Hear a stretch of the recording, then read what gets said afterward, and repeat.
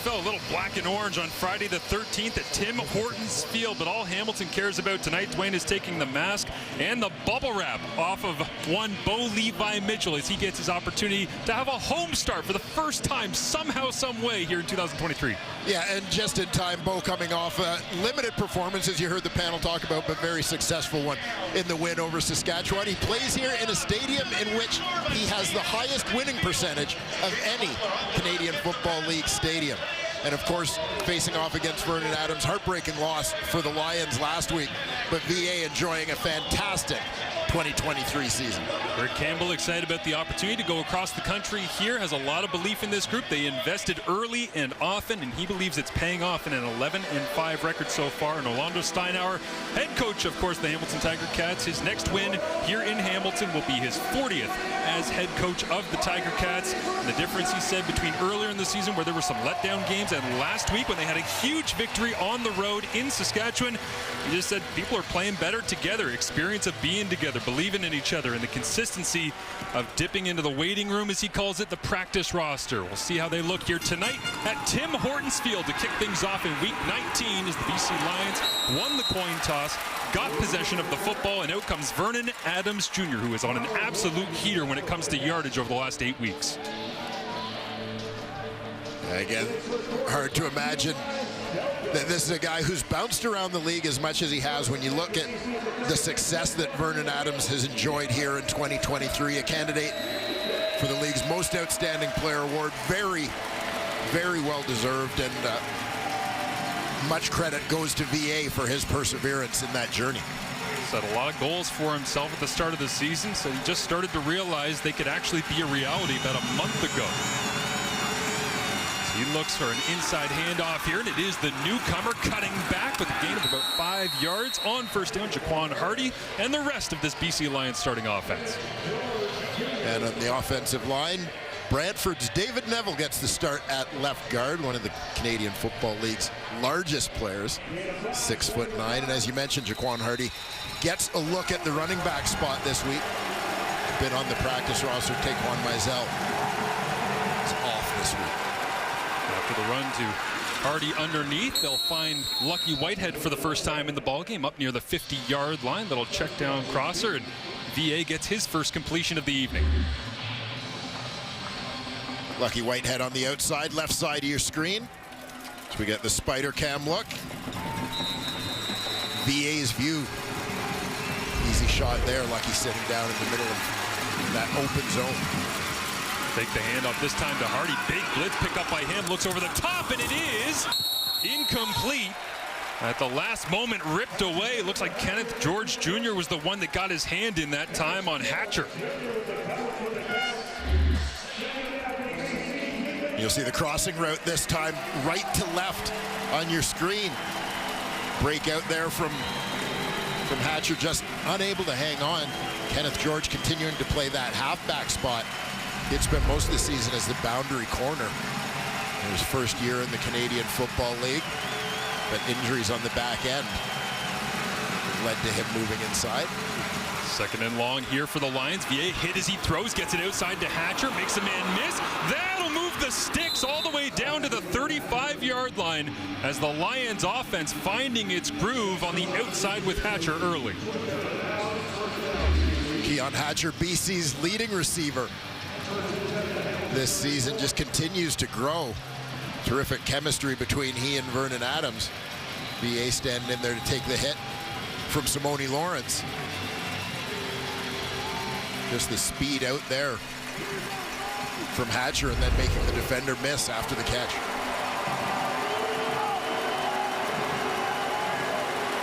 Javon Catoy in motion will block here as they go outside handoff to Hardy, cuts back. It's wrapped up and brought down by Jameer Thurman, the leader of this Tiger Cats defense. We'll take a look at the rest of this group. Casey Sales has proven to be terrific signing coming over from Winnipeg, among the league leaders in knockdowns from the defensive line position. Simone Lawrence enjoying a healthy and productive 2023 season from his usual weak side linebacker spot. And as mentioned, Kenneth George Jr. demonstrating some versatility as injuries have led to him moving to a new position here in his rookie year. BA with pressure on, wrapped up, now he's brought down. Has very nearly escaped the clutches, but Malik Carney finishes him off.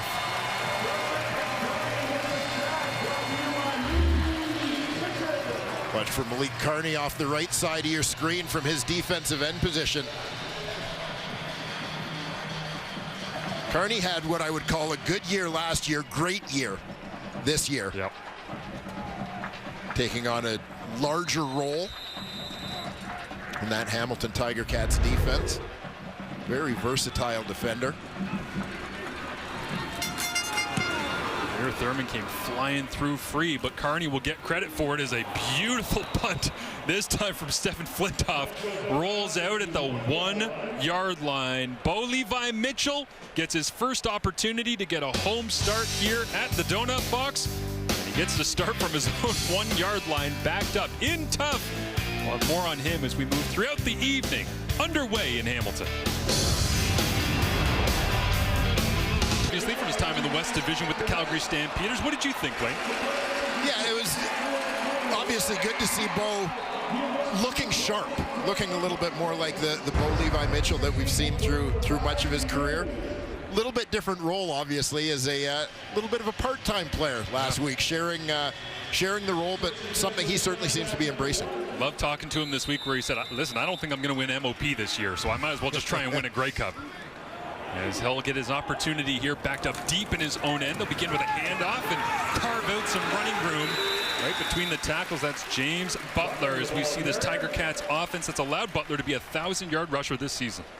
Yes, sir, and you'll lean a lot on these guys tonight, the offensive line. We'll keep an eye on the tackles. Jordan Murray, Tyrone Riley facing off against a pretty good Lions pass rush in the receiving core. Keandre Smith has been hot the second half of the season, about 2/3 of his yards on the season. Close to 600 yards for him so far, coming in the last 7 games. Pressure look up front from the Lions. Again, they'll run right into it as Hamilton just trying to pound their way on the first couple plays of the ball game. Bo Lacumbo in there to try and stick it as we get a look at the BC defense, and they will move the sticks. Yeah, we mentioned the pass rush, and can't do that without talking about Matthew Betts and his league-leading 16 sacks, but don't overlook Barron and Tehema as well, who have combined for 15. Ben Hladek has been just terrific in the middle, a testament to the depth that has been built in terms of the Canadian talent in this organization. On the back end, TJ Lee, the longest-serving member of the BC Lions. Bo gets his first throw here to start at home and gets it out to Keandre Smith as he gets wrapped up quickly. But to your point, Dwayne, about Keandre Smith, he's gotten closer and closer to the football. Wide side wide receiver, He bumped in slot back. He's all over the place. They're trusting him more, and he's getting more usage. Yeah, that's exactly it. It's about earning a bigger opportunity based on what he's done. Here you see him lining up in the box. Quick release, put the ball in his hands, and try to let him make some things happen. Easy completion drawn up that time by Scott Milanovic, handling offensive play calling responsibilities here in the building this evening for Bo Levi Mitchell. Blitz off the edge. Bo gets it away, tipped up in the air and knocked down, incomplete on 2nd and 3. So the punting unit will come out for Hamilton. Yeah, you're always a little limited offensively in this part of the field. As you see right on the end of the line, bottom right, Bo Lacumbo showing blitz all the way. He's the free man here as they've got to protect the inside, leave the outside guy free.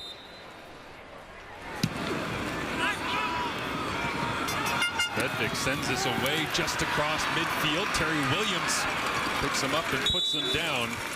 Puts BC in plus territory, 3rd in the CFL in total punt return yardage. And the punting battle back and forth. First 2 possessions between these 2 clubs. Advantage Lions with a short field and an opportunity to put points on the board when we return. Late night matchup out there on the West Coast. Dominique Grimes, Evan Holmes sitting inside, little in-breaking route. I'll catch this ball. Oh, look, I might score. Yeah, could have been the buzzer beater.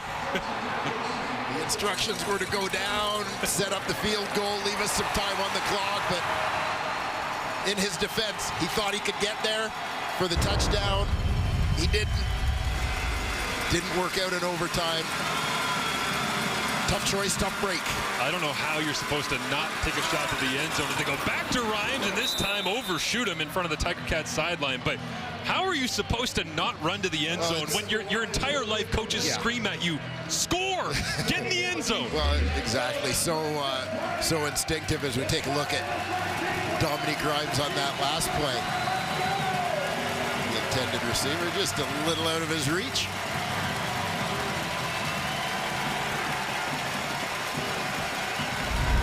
Sails it over the top. Rick Campbell looks on. Open for a second and long conversion here. Extra pass protection from Javon Catoy. Vernon gets hit, dances away from two, can't get away from the third. And once again, it takes everybody in that Tiger Cats front to finally get Vernon Adams Jr. down. Yeah, it looked like Casey Sales was the man who finally got to him. Sales lining up on the nose. Bit of an exotic front as you see Malik Carney moving around and dropping out of there. Sales just staying alive. 2-0 for the BC Lions offensively. They do that less than any team in the CFL, just 29% of the time. Now Tyler McAllister gets a touch, runs into his own man, and slows down his progress. Otherwise, he might have had an opportunity to break one there. Fraser Sopik was trying to throw a block, and wrong place, wrong time, but McAllister, electric as always.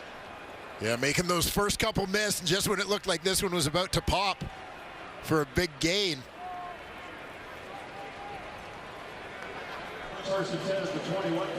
Here you see the collision, all the traffic on special teams. You see McAllister's numbers and how productive he has been since joining this lineup. 29 targets, 26 catches. He'll line up in the backfield here alongside Bo Levi Mitchell and flatten out. They'll get the football into his hands once again. He's wrapped up quickly that time along the sideline. As it is, TJ Lee, the veteran, making the play. Just going to see McAllister shoot out to the flat. On the left, free release. High percentage play. Like a handoff for the quarterback. Long distance handoff for a gain of 5. Scheming it up for Bo here a little bit. Dwayne is just trying to get the ball in the hands of his playmakers. It leaves them with 2nd and 5. Pressure look. Lacombo blitzes once again. This time Bo over the top to Tim White. Off his hands, incomplete. Nearly had him as White has 9 catches of 30 yards or more. That's more than the rest of the starting receivers tonight for Hamilton combined. He is their big play threat. And we'll take a closer look at this one. McAllister lining up in the backfield, does a nice job on the blitz pickup. Looked like that one just got in tight on Tim White, like he misjudged that ball as it was coming in, didn't get the hands up until late. A big bit of a fading punt this time to his right. Gets a healthy Hamilton bounce. Terry Williams picks it up at his own 28-yard line. And it'll be a return of 8 yards on the play as Tim White, 17 yards per catch this season, 6 touchdowns, leads all receivers for the Hamilton Tiger Cats. This judges this one, and we remain scoreless midway through the first. They're bouncing around and says he's picked up the CFL game pretty seamlessly. I gotta admit, I was a little worried this week when I saw media availability. Jaquan Hardy, however, they said, have you understood the differences in the CFL game? He goes, it's pretty much the same. He's looked pretty good so far, though, tonight. You know, sometimes for a running back, as long as they're handing you the ball, that part is pretty much the same. But that's about where the similarities end. They look. Play action to Hardy here. Vernon thought about running, slings it outside. Little sidearm release to enter that time as he gets up near the first down marker, and they will move the sticks on first down. So Jaquan Hardy you saw from D2 Tiffin University. Can you name 2 other current CFLers who have played at Tiffin University? I feel like there's a defender I should know. No? We'll come back to Dwayne's trivia in a second. Let's see. Yeah. Scariest thing in the world when Dwayne Ford says, I got a trivia question for you here in a second. Throw underneath. Catoy continues his success. 24th target over the last 7 games now. catching over 88% of those passes. And you can see Catoy lined up in the box. He's often involved in the blocking schemes here. But just hooks across the board as they spread out that defense. Glad to hear Jevon Catoy on Thanksgiving Monday, chosen by the panel as one of their favorite side dishes. Yes. Those sort of overlooked players in the league. Definitely one of my favorites to watch. Great to see him be productive over the last 6 weeks. As this time VA looks over the top plenty of time. Now checks it down underneath. It is Hardy. Out of tip and cuts his way back to the 45. 2 stiff arms and refuses to go out of bounds. And here's where we get not only the great highlight cutbacks and the fresh legs of a late season running back, but also just Vernon Adams Jr. reading it out patiently.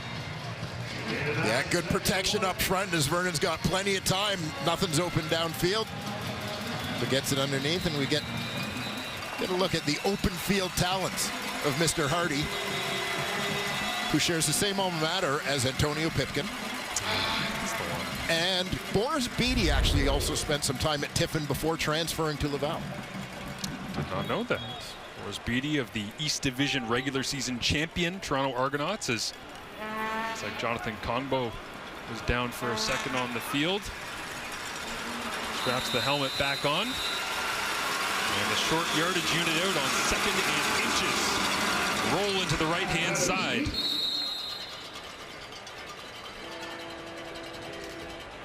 I'd follow Suk Chung too, piled up at the bottom of the That's a pretty good strategy.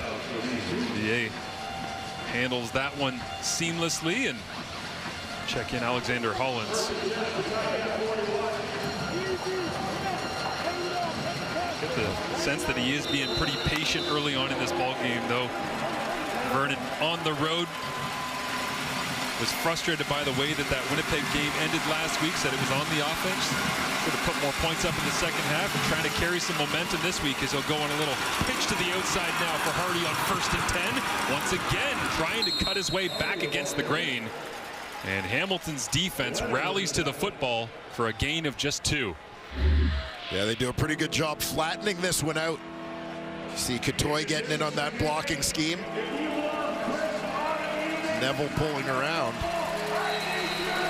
Good nice support from the secondary to shut that one down. Richard Leonard in on the tackle. Frustration that time from Vernon.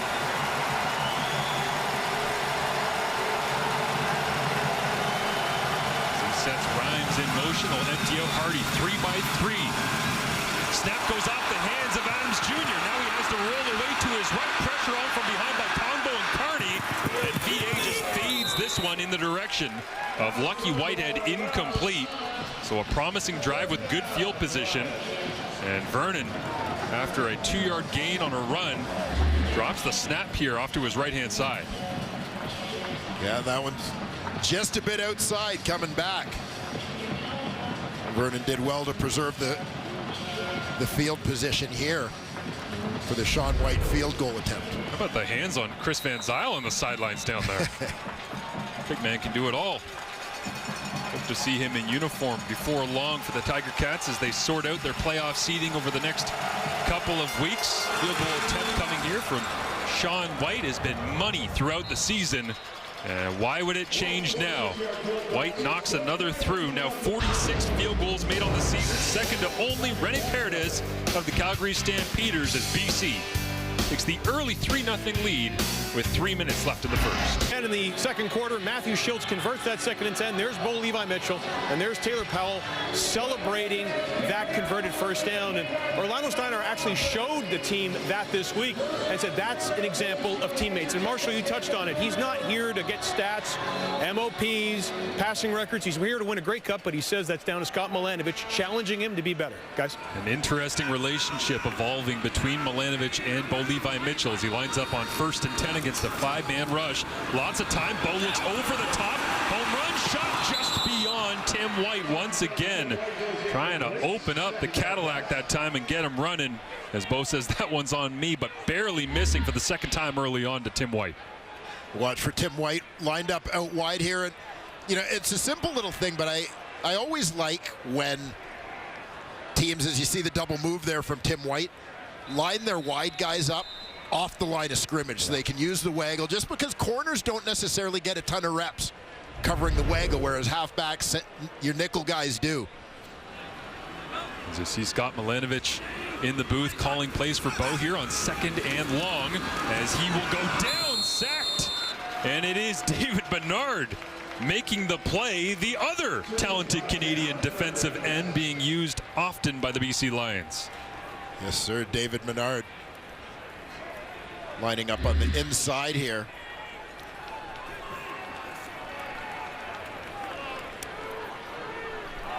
Guy who was originally a BC draft pick, spent a year in Montreal in which he was the East's most outstanding Canadian before returning to the West Coast. 38th career sack for Bernard, 30 of them with the BC Lions in his time in the Canadian Football League, as Terry Williams gets turned around and thrown back. I call him the other just because Matthew Betts has been going wild so far this season, but that's their speed package, right? They get both those guys on the field, and they don't care that they're Canadian. They're some of their best pass rushers. Well, that's kind of been one of the mottos, quite frankly, for the BC Lions and building this team and filling out their lineup, is they don't care that they're Canadian. They're just putting the best players on the field at any given time, getting more reps, more snaps, more starts out of Canadians than any team in the Canadian Football League. And when you look at some of the guys that have come and gone and the depth that they still possess, it's a remarkable job that Neil McAvoy and Rick Campbell have done in building this team. Vernon Adams Jr. hands it off inside. Hardy running hard right down the rail. Finally wrapped up and brought down.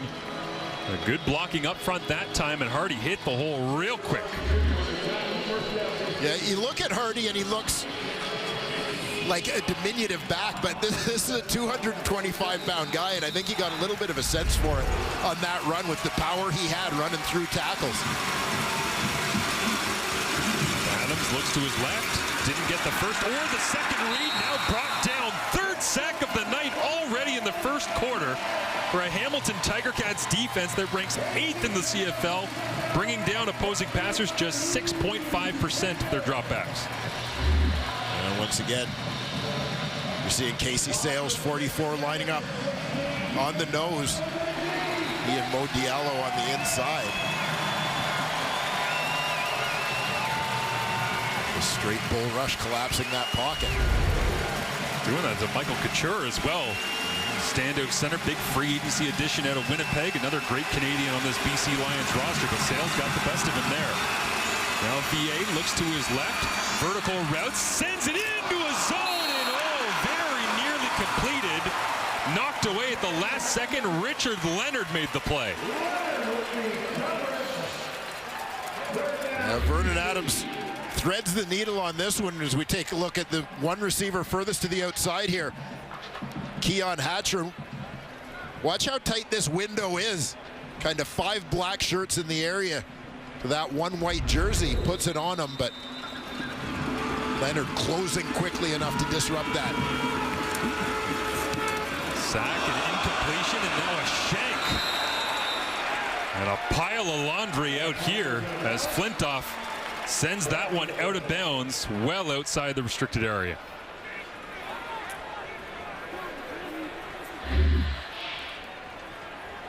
And sometimes a drag when you're a punter, the way things even out, as he had that magnificent bounce to pin the Ticats down at their own 1-yard line earlier. Maybe gets negated by this one. What have you done for me lately? Our lead official tonight, Tom Valesi, refereeing. Illegal punt out of bounds, BC. We'll add 10 yards to the end of the kick. First down. Nothing worse than anybody who stood up on a tee box, swings through it, and the body language immediately is just spinning out of your tee swing because you realize, yeah, that's going nowhere. Yeah, tough one when punting from this part of the field is all about the gain in field position, and your net ends up to be not much. Last play of the first quarter here for a Hamilton Tiger Cats team that has struggled in first quarters this season. Down just 3-0 right now as a push at the point of attack for James Butler won't go anywhere And that's how the first quarter will end. Hamilton on the season, just 44 points scored. They don't add to that. They don't go backwards much either. A league worst -59 in scoring differential in first quarters. Down just 3 with the football and an opportunity with Bo Levi Mitchell in his first home start when we return. Levi Mitchell back into the lineup. Scott Milanovich here in the house calling plays for him. You don't want to be too conservative, but you want to get him right before the playoffs, Dwayne. And at this point in the season, they really are trying to make life easy for Bo to make sure he's good when it matters most. Yeah, and it's been kind of neat to see because it was fairly obvious to ask the question and hear the answer of what Scott Milanovich's presence meant to Taylor Powell, a young quarterback, first-year guy, to have Milanovich's knowledge, experience, presence in that quarterback room. But to know that he basically has the same impact on a veteran, highly successful veteran in Bo Levi Mitchell, I think speaks volumes about what Scott Milanovich has done here. The way that Bo described it to us this week was that he's marrying Scott Milanovich's discipline with his own creative freedom that he's instinctually built in the CFL throughout his decade-plus career. It's an interesting kind of tandem of concepts. They're trying to find the right balance here in Hamilton as they play second and long. This will be intercepted. Josh Woods to start the second quarter. It's number 2 for 6.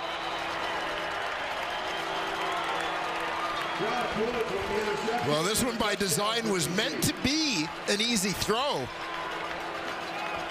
But Bo off the mark, Josh Woods reading his mail.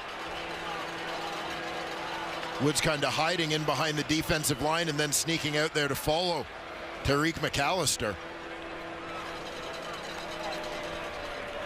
You talk about a pass being picked off. This one was really picked off. Emblematic of some of the early season struggles. Bo throwing 9 interceptions before he had the late game injury against the Ottawa Redblacks on the road. Had 5 in that game before he got hurt. In his first game back last week, trying to work him in. That one will be frustrating in the moment and on film, no doubt, as Woods and the BC Lions celebrate with the extra point, extending their lead to 10.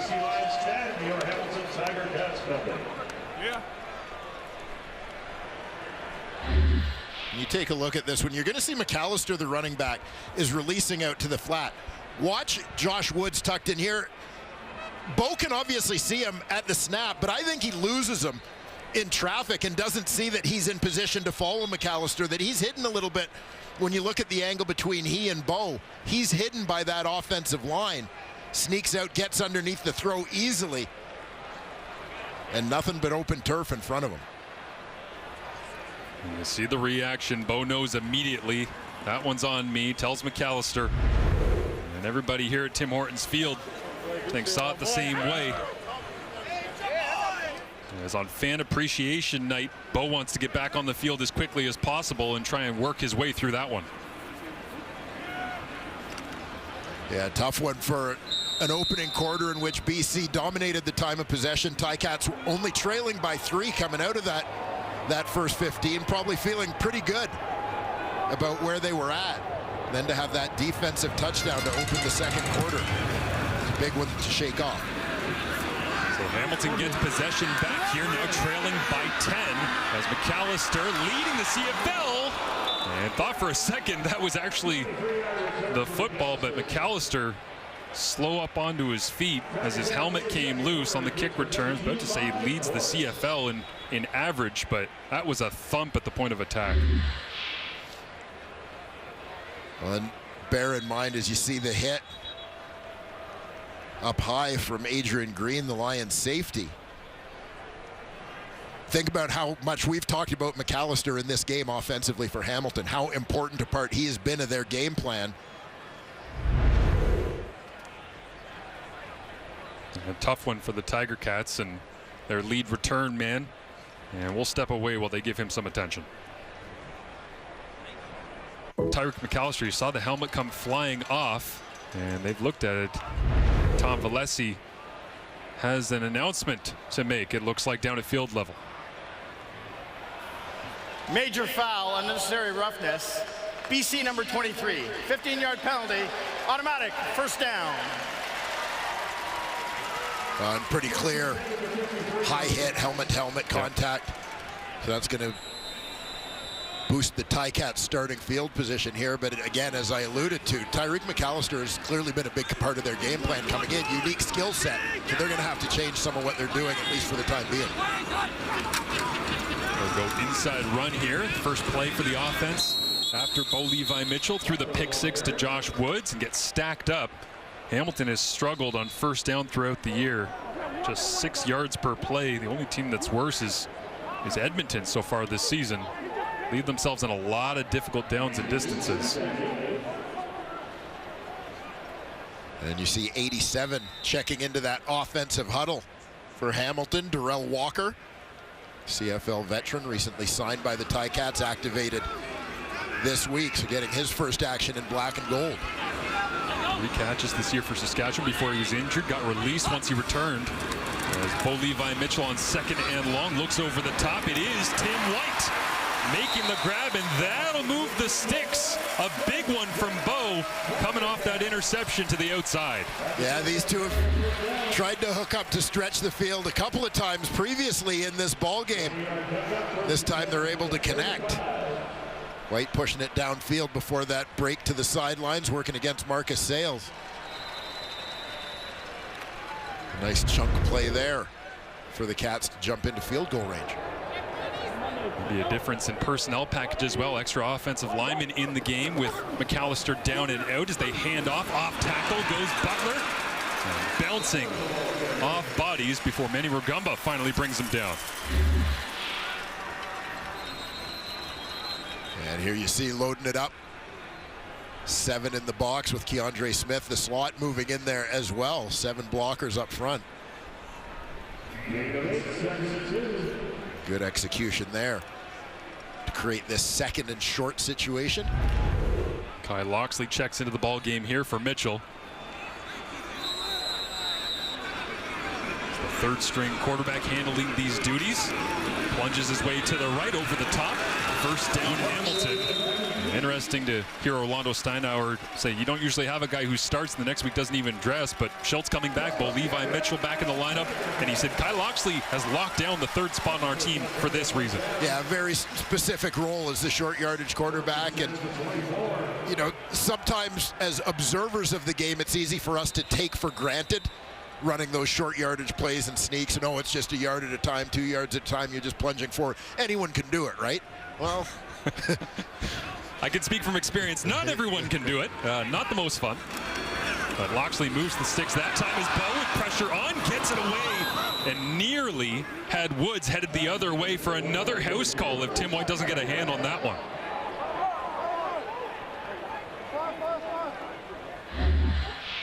Sione Tehema coming from the edge, the bookend to Betts.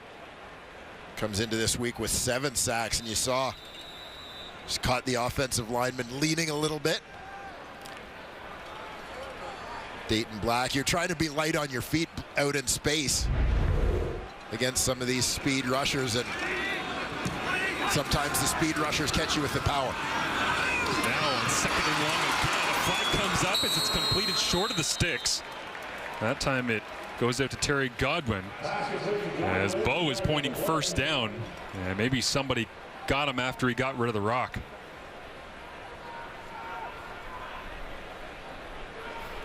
Major foul, roughing the passer.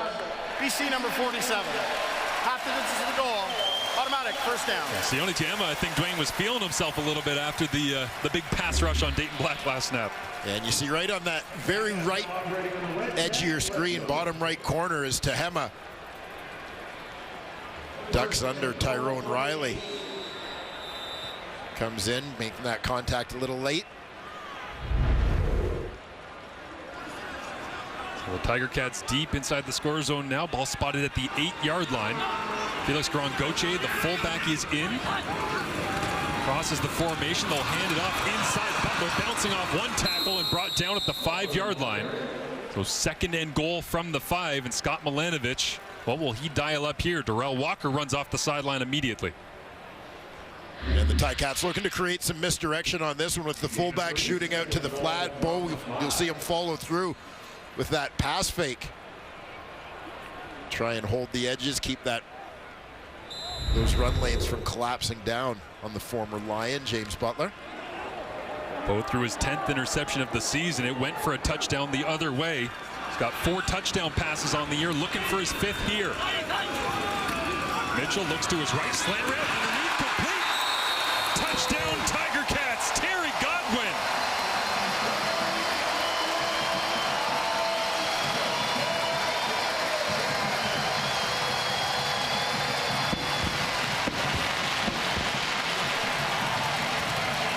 You get a couple of unders here coming from the right side. You'll see Keandre Smith clears it out first, coming right to left on your screen, and then you'll see Godwin come in behind him. Quick hitter there. Mitchell to Godwin. Ticats are on the board. Godwin's 6th touchdown of the season. That ties him with Tim White for the team lead. As those are the 2 they've had to lean on throughout the year. Hamilton, league worst point after percentage, just 82%. And Mark Leggio steps up and knocks this one through. A major for Bo in his first home start in black and gold. Answer to the trivia question, it went to Terry Godwin. 10-7 Lions. Wade plays 57 yards and 419. Couple of nice 2nd and long conversions. Move the sticks and find the end zone. Nice little response here from the Tiger Cats. Yeah, and you've got to like the response, and it starts with Bo Levi Mitchell, and you could almost start this highlight pack with him after the pick 6, kind of tapping Tyreek McAllister, saying, "That's on me. We're good. We got this." And he comes back and demonstrates, "Yeah, we're good. We got this." Terrific drive put together by the Cats there. Close the gap to 3. Leggio with the ball on the tee. BC gets possession back on a 13-degree night. Clear skies here in Hamilton as Terry Williams returns it out to the 39-yard line. The NFL on TSN continues Sunday with a game live from London, England between the Ravens and the Titans.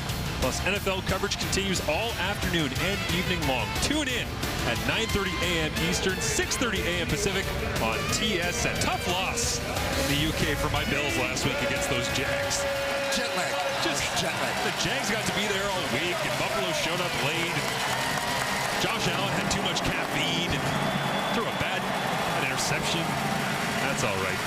Got the Giants on Sunday Night Football. This week back at Orchard Park, not far from here at Tim Hortons Field. As Vernon Adams Jr. looks to his right, comes back to the left, now back the middle of the field all day long for BA. And a first down on first down as Alexander Hollins, and the progressions on Vernon right now, just as smooth as ever. Yeah, and fascinating to see, for as much as Vernon Adams has seemed to be in sync with his receivers throughout this season. It was interesting to hear him tell us this week. It wasn't until about the last month or so that he started to feel like this was his team. Said it still felt like Nathan Rourke's team to him for the longest time. I found that incredible considering the amount of success he's had end of last year and start of this season. Now we'll go with a little jet sweep pop pass underneath. Get Hollins involved once again in another big chunk here on first down for the BC Lions offensive attack. But I found that so surprising to hear Vernon say that, because he has been kind of the face of this, but he just said, no, it's taken a long time to believe. Yeah, and especially when you consider, I mean, he brought everybody down to train with him, all the receivers to train with him, work out with him in the offseason, build that chemistry, and it certainly would appear that they're all on the same page. There's a closeness there of this group. But I think it probably speaks a little bit to the humility of Vernon Adams. Handed off here, going around the edge. Lucky Whitehead stumbles as it looks like the turf tripped him up before anybody in black and gold could. Now watch for Whitehead. Starts off out in space here.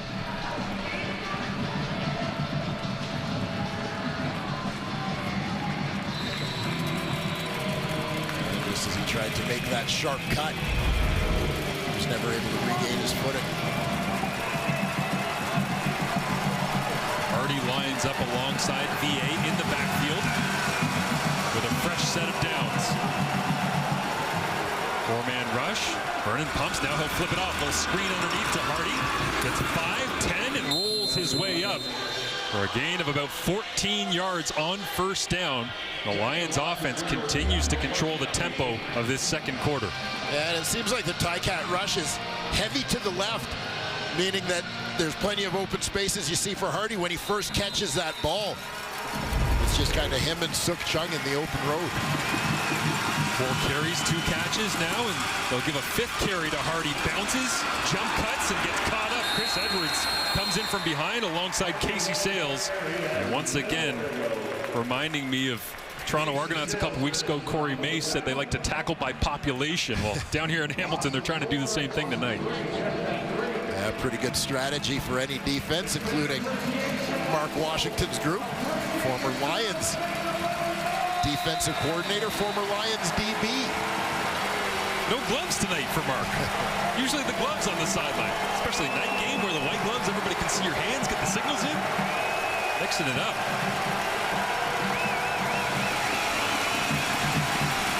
After the loss, 2nd and 13. Hamilton just rushes 5. Javon Catoy makes the grab, and he will get a first down inside the 20-yard line. Goes Catoy. Almost looked like he was surprised nobody was there to hit him, Dwayne. Yeah. Catoy, big target. Hailing from Calgary, but became Lions property as he played his junior football.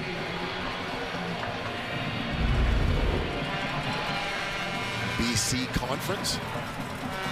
Former Langley Ram. Playbook wide open here for the Lions offense. Quick snap, VA pumps, looks for the home run shot over the top, fading into the back of the end zone, incomplete. It was Hollins matched up one-on-one with Richard Leonard, who wants to have a conversation. Yeah, you can see Leonard had terrific position on this all the way. You're looking at the one matchup out wide, closest to the sideline on this play, and Hollins is just going down the rail. Richard Leonard off the double move does a good job staying in front of him, not letting him get over the top, as Hollins has to turn DB at the end to ensure that Leonard can't pick that one off. Takes away what would have been the 4th interception of the season for Richard Leonard. They'll line up out wide this time against Lucky Whitehead at the top of your screen. Vernon with the blitz on. Protected outside, nice grab. Hollins somehow snatched it away. That's the timing and comfort that VA was telling us about between Hollins, Hatcher, and himself. And starting at the line of scrimmage, watch Hardy doing a nice job stepping up to pick up the blitzing Jameer Thurman, and Hollins with the diving stab. That one, that's a beauty.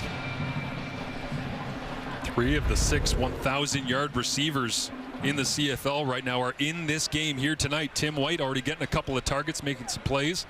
And Hollins and Hatcher involved in the fray as well, as there's an injured Hamilton Tiger Cat.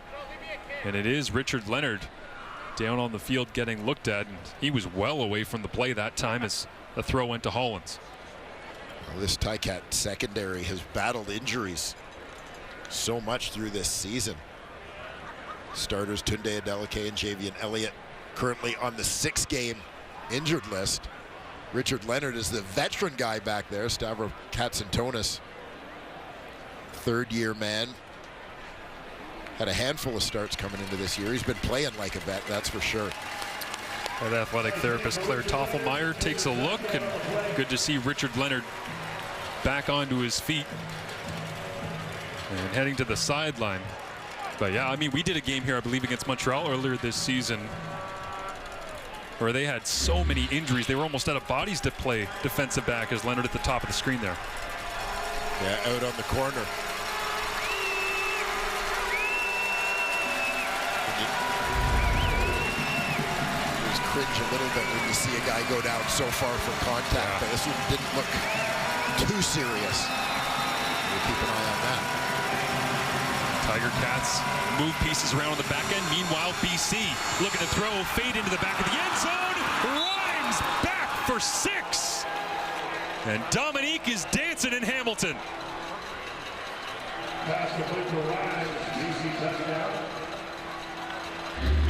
We'll follow Dominique Rhymes, and it comes wide in his motion and then circles into the end zone. Vernon Adams just lays it up there. Great separation in short time.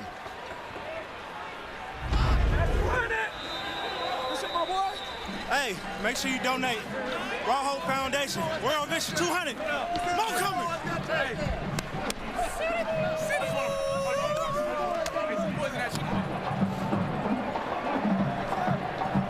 BC Lions expand their lead with Dominique Rhymes, who seems to enjoy playing football games in Ontario. He used to play for the Ottawa Redblacks, had 2 touchdowns earlier this year on the road in Toronto. Got another to add to the tally. Lions up 17-7. On this play, you take a look at Rhymes. He's going to motion to the other side on this play. But basically, you've got Whitehead running a sort of a hook or a hitch on this side, Hatcher fading on the other side. And they're basically saying, Dominique Rhymes, you have the entire end zone to yourself. Get open. Do something fun, Dominique. Yeah, like nobody else is really using all of this turf. It's all yours. Use as much space as you need to get open. And it's the only place Vernon Adams is looking. 30th touchdown pass of the year for Vernon Adams Jr. Tracking down Zach Collaros, who has 32. Going into this week is Tyreek McAllister back on the field. Good to see him after leaving with injury, getting popped and his helmet coming off earlier on in this half as he returns this one out, and they'll spot it just outside the 25. But this is Jason Tucker, receivers coach, working alongside Whitehead, Vernon Adams Jr., Dominique Rhymes. Now Tuck would have fit right in this receiver. Where would he have played in this lineup? Well, wherever he wants, quite frankly, when you look back at the career of Jason Tucker. Some great years in Edmonton. He and Ed Hervey now in the Ticats front office. Part of some great receiving units out there. Levi Mitchell hands it off inside, and Bo expected to just play one half, so you think he might have this and maybe one more possession. You never know in the final 3 minutes of a CFL half, but right now he's sitting at 5 of 10 for 46 yards. The touchdown pass that he just had to Terry Godwin, and of course the interception that went the other way for a major. Yeah, and it just seems to be a matter of sticking to the plan, quite frankly, for the Hamilton Tiger Cats in terms of how they choose to deploy their quarterbacks. 2nd and 7. Mitchell over the middle. Makes the grab. Cuts across the 50. And a first down for Hamilton. As we hit the 3-minute warning in Hamilton. 17-7. The lead for the BC Lions, but Mitchell trying to send a message in what could be his debut, and perhaps both offenses are starting to heat up. We'll tell you about it. We've also got Milt trying to bait Ches into some one-on-ones in studio. Not sure if we'll have highlights. And Kate training for her marathon. We'll tell you all about that as well when we come back at the half. Easy money. I always wonder what they do when they're watching games back there, you know, commercial breaks and stuff, just working releases on each other. And lots of room back there in the studio to run routes, too. Oh, for sure. Levi Mitchell, fresh set of downs, 1st and 10. Quick screen goes out to Terry Godwin. And that'll go for a gain of just 3. He's not just getting sacks tonight. There's David Menard flying out and making a play on the sideline. Yeah, David Menard, former U Sports Rookie of the Year. Terrific career with the Montreal Carabins. That success continuing to transfer to his time here in the Canadian Football League. Stays on the field here on, once again, 2nd and long for this Hamilton Tiger Cats offense. Had more attempts of 2nd and 7 plus this season than anybody. 222 coming in. It's been tough living on first down as Bo stands in, now checks it down. Oh, Keandre Smith took that one away, as it looked like it might have been intercepted if it would have hung out the wrong direction, and Keandre might have just saved Bo from another one. Yeah, you'll see the defender come up on the outside, watching the left side of your screen here. Smith bouncing back to the outside. Mike Jones coming up thinking he was going to have a shot at a pick. He's playing the ball, not playing the receiver. Sticky hands of Keandre Smith on display. Is Bo on 1st and 10. Completes it for now. And they say they'll spot the football up at the 40-yard line of the Lions. Quick whistle. Was it a completion? Was it a fumble ripped out afterwards? It was Godwin was the target. And an injured Lion. Yeah, Godwin from outside. Working underneath here. Let's see when that ball popped out. I think the Lions may have a case as they were lobbying for the challenge flag. Quick whistle on this one, but I think the ball's out before his knee hits it.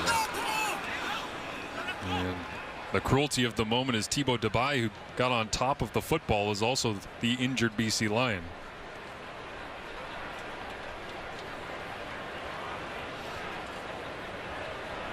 Getting word that forward progress was ruled, so the command center not jumping in on a potential turnover. Is good to see Debye up onto his feet as Rick Campbell gets the explanation there on the sideline.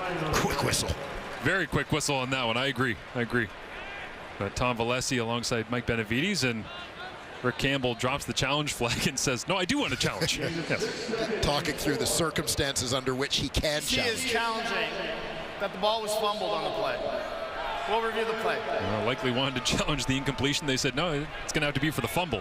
Yeah, and you can make a case here on this, the speed of the continuation of this play and it being recovered, that even with a whistle going, that you could make the case of this going in BC's favor. And was it out before he was spotted down? I guess how the whistle factors into this plays in as well.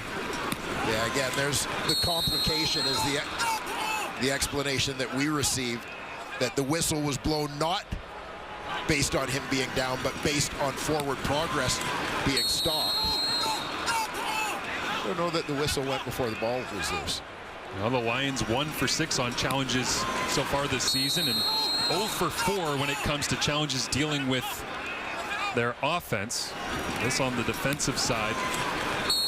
The one place they've had success when Rick Campbell decides to chuck down some red laundry. Bo Lacumbo with the heads-up play there to go after the football.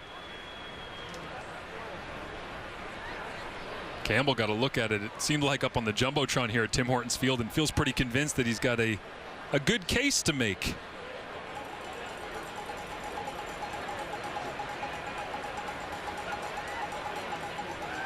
As Tom Valesi has the call from the command center.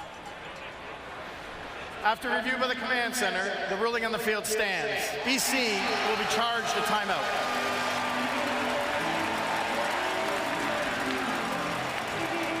I remain unconvinced, but the call is what it is. And so take away a timeout from the Lions for when they get the football back. And Bo Levi Mitchell gets a gain of 6 to Terry Godwin after all of that.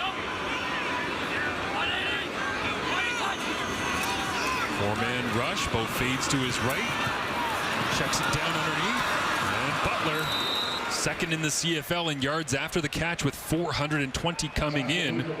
It's real close to the first down yardage required. Ben Vladeck does well here to bring down Butler in space. The Hamilton running back was just starting to get up ahead of steam on that one. Might be a little thing for Tiger Cats fans, but that play is almost identical to the one that Bo Levi Mitchell injured himself against Toronto back in week 2. Roll to your right, check down to your right, and get tapped. Struggled with that early in the year coming back from it, but he's here healthy now as he looks on 1st and 10, out to the wide side and hacked down. That's Chris Osikusi, former Queens Gale, making the grab. Yeah, it was Osikusi who spent last year with Edmonton, signing as a free agent in Hamilton this season.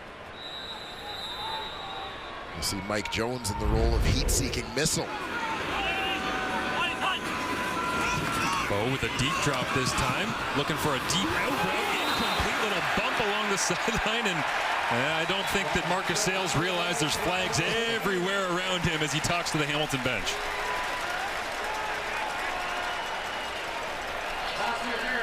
BC number 14, spot of the foul, automatic, first down. Well, kind of a funny scene at the end of this play. As you'll see, he bodies White, so he can't complete his route, can't sort of tail off towards the corner to get to where the ball is. Sayles making contact there, but you'll see the Lions DB kind of celebrating on the sideline as 2 flags were being thrown behind his back. Unconvincing as a salesman, you might say. Bo looks over the top, feed ball, Tim White over the shoulder, touchdown Tiger Cats. And if that's the final throw that Bo Levi Mitchell has in his home debut, it's one to remember.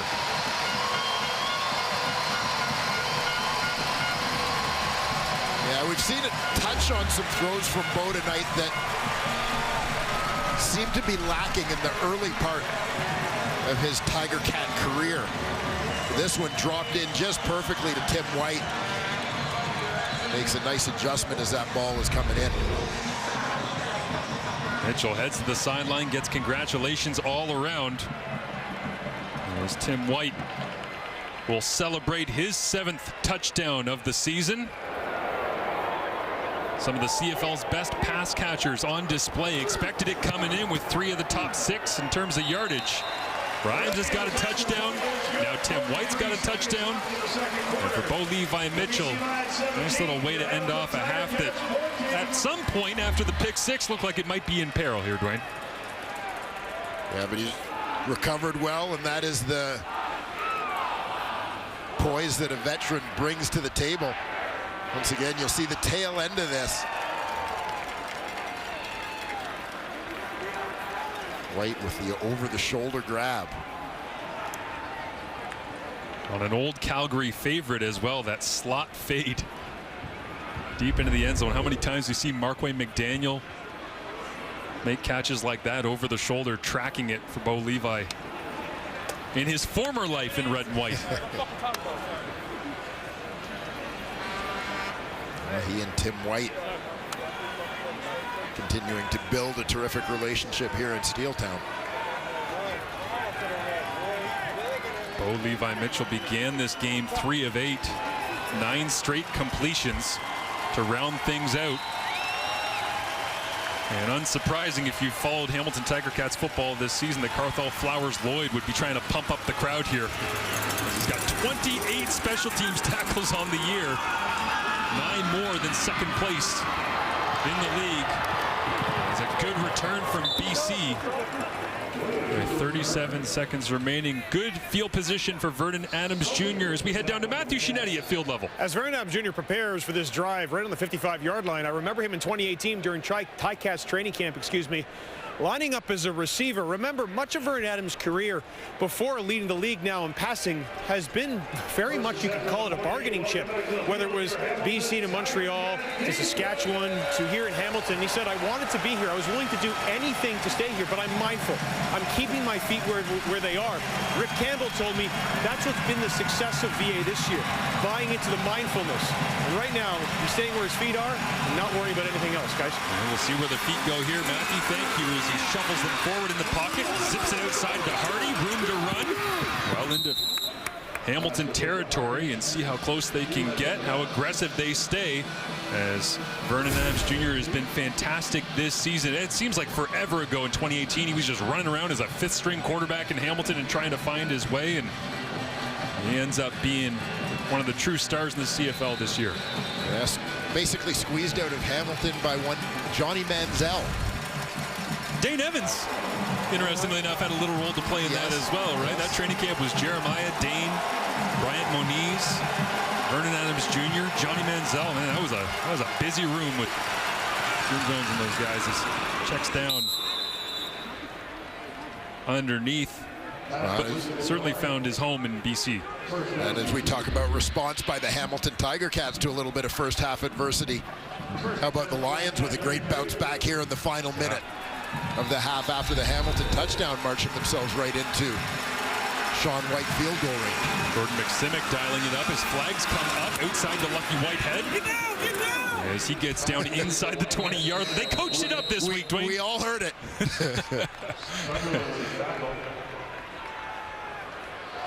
See what the flags are, but for now, Lucky Whitehead. BC number 4, 5-yard penalty. Repeat first down. That one hurts for Hatcher after Whitehead got a nice chunk.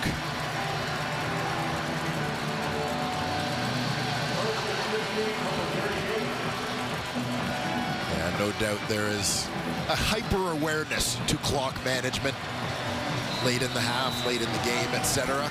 this week for the Lions. You do wonder, sometimes the failures in season teach you things you need to focus on more. Yeah. I mean, playoff football is all about situations. 3-minute drill, hurry up offense, field position, clock. First down. And they're picking up the offside penalty against Hatcher, so it will be a nice chunk for the BC Lions offense inside the 20. A great opportunity here. I talked about the field goal range moments ago. But the Lions have an opportunity to think bigger. And offensive line coach Kelly Bates is on the field screaming right now at Vernon Adams Jr. to get on the football and snap it. He wanted to make sure they could take care of it right away. Garrett Davis looking for an explanation. Orlando Steinauer as well. Changes things here at the end of the half. Maybe the aggression level that Adams Jr. and the Lions offense goes with. As the Lions called timeout to get themselves organized after confirmation of the completion and the picking up of the flag. A great opportunity here for BC, but an opportunity to talk a little more about that, the Vernon Adams journey. I mean, I go back to the start of his career where he's on BC's neg list, and to put in perspective, traded to Montreal for a first-round pick. Somewhat unheard of for a neg list player to pay that price. Now Vernon digs in on 1st and 10, fades it up into the end zone, pushing off Dominique Rhymes. And will they call it against Rhymes for creating some space? As Nick Cross is down as well in coverage. Interference. BC number 19. 10-yard penalty. Repeat first down. He's lined up. Rhymes out wide. Nick Cross. Kind of a swing hybrid guy for Hamilton, one of their top special teamers. In at the field corner spot as they deal with some injuries on the back end. Watch him grab that right knee immediately as he goes to the turf. It's a tenuous situation in the secondary. Gets even a little bit tougher for the Ticats. With some injuries in his time at UBC, but still drafted 1st round, 9th overall back in 2021. Yeah, fantastic U Sports career. Started at the University of Regina before transferring to UBC. Think about some of the defensive guys just in this game from the Thunderbirds program, and Cross, Katsantonis, Ben Hladek. Pat Tracy's certainly done a fantastic job with that program, and always a great conversation with everybody out there at UBC, being able to talk through the players they've been able to create that make it here in the league. As you see Tunde Adeleke on the sideline on crutches as well. And you mentioned Pat Tracy, longtime assistant coach at University of Guelph before making his way west. Has put a ton of guys in the Canadian Football League as defensive players, including Winnipeg Blue Bombers head coach Mike O'Shea. Yes, yeah, great point. Spent some time at Queens as well, as you see at the half coming up. Farhan Davis, Matt Dunnigan, and Milt. We'll get an update on how the one-on-ones have been going back in studio between our resident DB and receiver. as the drizzle starts to fall a little bit here in Hamilton. Milt Stegall, even at his advanced age, is he's always up for a race. Milt still has great faith. Wouldn't you be if you were speed. Milt? Yeah. I think Milt should run in like the Senior Olympics or whatever they're called. The Masters Games. Jaguar Davis looks like he's asking for the cart back to the sideline there.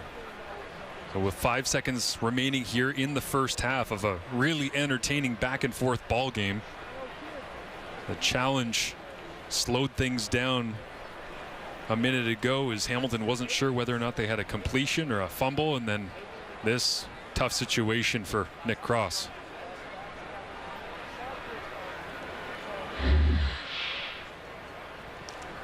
Take another look as Rhymes and Cross get tangled up. He's kind of trying to hold his ground as Rhymes gives him a little bit of resistance. As we said, grabbed his knee immediately when he went down. It's just clearly catching a cleat in the turf and tweaking something there. Hate to see that for a talented young Canadian. Hope the best for Nick Cross as Orlando Steinauer sends some of his players that were out communicating with Cross back into the defensive huddle on their sideline. As Dominique Rhymes watches on.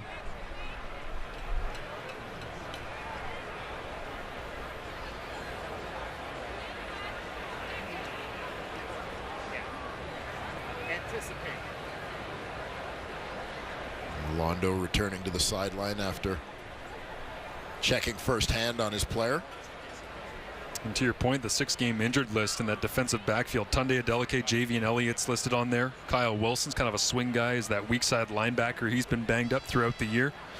So they have been in tough, rotating pieces and trying to find some consistency on the back end. And certainly with Richard Leonard being dinged, they were playing some players in different positions. And Nick Cross, unfortunately, in the jump ball battle against Dominique Rhymes that was flagged for offensive pass interference amidst the injury delay, will make his way off the field. And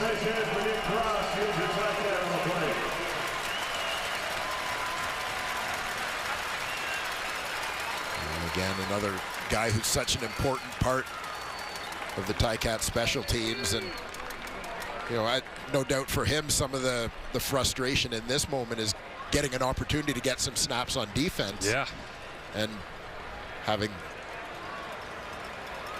what appears to be a fairly serious injury occur early on. The thing every young Canadian wants and works for, work on specials as hard as he possibly can. We talked with his fellow UBC alum, as you mentioned, Ben Laddick, this week about that, just wanting to get on the field and make an impact. So wish the best for Nick Cross as Sean White lines this one up from 36 yards away. Snap down, hold good, and the kick is through the uprights to end the first half, increasing to a 6-point BC Lions advantage here. And a matchup of the Cats on a Friday night in the Hammer. It's a successful debut for Bo Levi and Mitchell, despite having the pick six earlier evening for Tim White. 120 targets in the CFL season and climbing, by the way. And yeah, it doesn't matter what quarterback is in the ball game. He will be getting some attention from both his quarterback and, you know, the defense as the rain falls here at Tim Hortons Field to kick things off in the second half. Front end of the Friday Night Football doubleheader as Tyreek McAllister brings it out across the 40 with a flag out at the end of the play.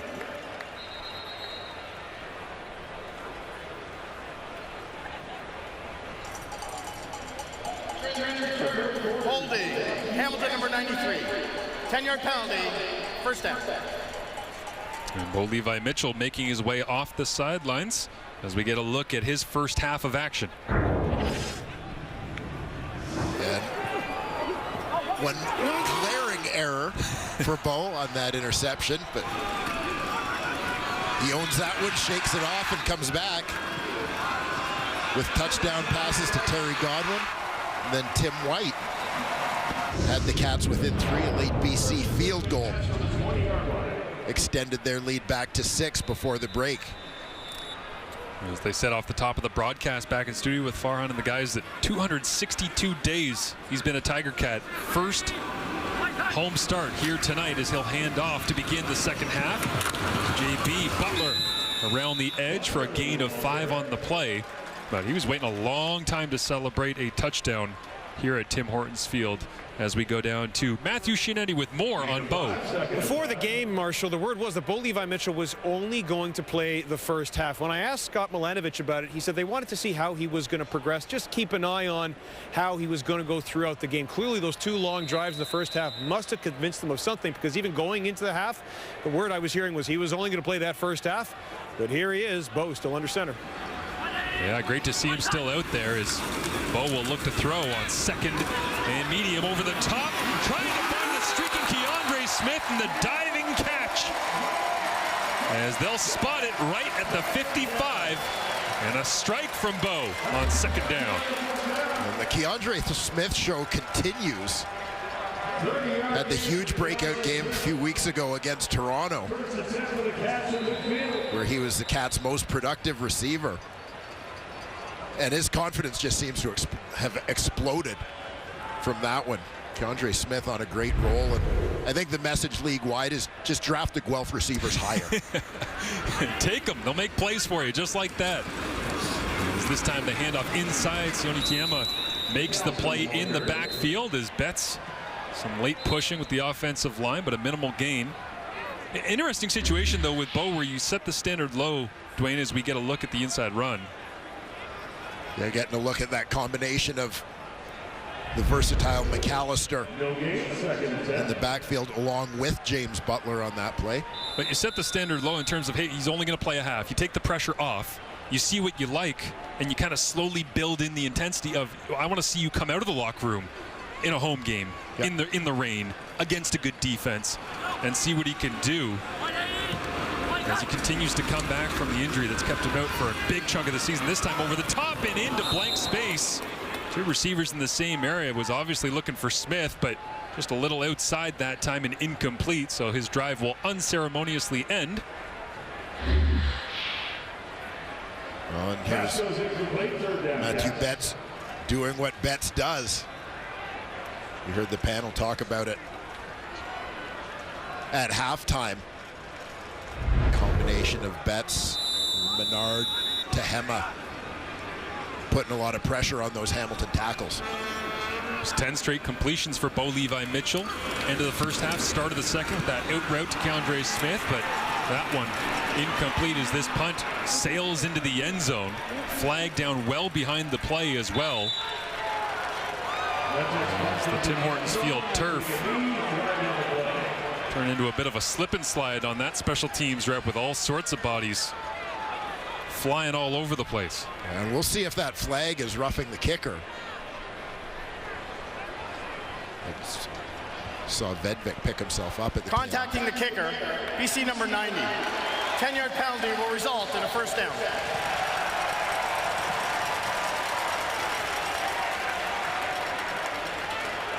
Didn't get a good look at the actual contact of the kicker, but just saw Vedvik getting up off the turf at the tail end of that play. We'll have a look here. Punter at about the 35, 45-yard line. I believe it was Betts that slid into him. And now Bo Levi Mitchell looks like he is done for the evening. And the only quarterback with a winning record as a starter this year for the Hamilton Tiger Cats, that's Matthew Shiltz. He's in the ball game. Taylor Powell and Sweats on the sidelines, so expect to see lots of Shiltz for the remainder of this one. Is handing off inside to McAllister, and once again a late flag comes out after the play. McAllister also lost his helmet for the second time tonight, and Bo's got the earpiece in on the sideline. And as we await the call. Major foul, unnecessary roughness. BC number 90. 15-yard penalty, automatic first down. Oh, Matthew Betts is trying to set a physical tone in the second half, but it's costing his team in all sorts of penalty yardage right now. And it almost seems like when you go back early in the Hamilton possession, opening possession here in the second half, there was a play where Betts was involved in some pushing and shoving with Tyrone Riley at the end of the play. Kind of came into the screen at the end of that replay. Seems like he's frustrated. Not able to get a sack here tonight as they'll flip it out on a little bootleg to Phil's Grant. Gauthier over the top. And the fullback goes vertical, and Dwayne Ford is excited. Well, you know, the reason why I'm laughing is, first of all, yeah, I love to see the fullback go airborne. He's going to cross the formation and head out to the flat, but it makes me laugh because in my own career, George Cortez, our offensive coordinator in Calgary, actually banned me from trying to hurdle people. You can't take that away from Dwayne Ford. Yeah. Had to legislate it out of the game plan, huh? 1st and 10 after Grand Gauthier goes vertical. Ball handed off inside. James Butler. BC front is there once again.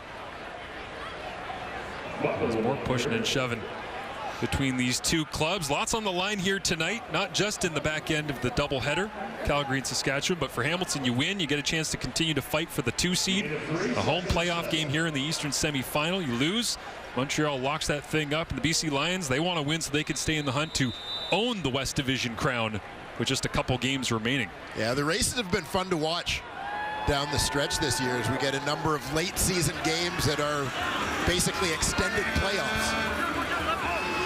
Hamilton's only game coming up after this one will be at Montreal. As Schultz looks downfield, checks it down to James Butler, spins back, gets contact, runs into his own man, but gets inside the 10.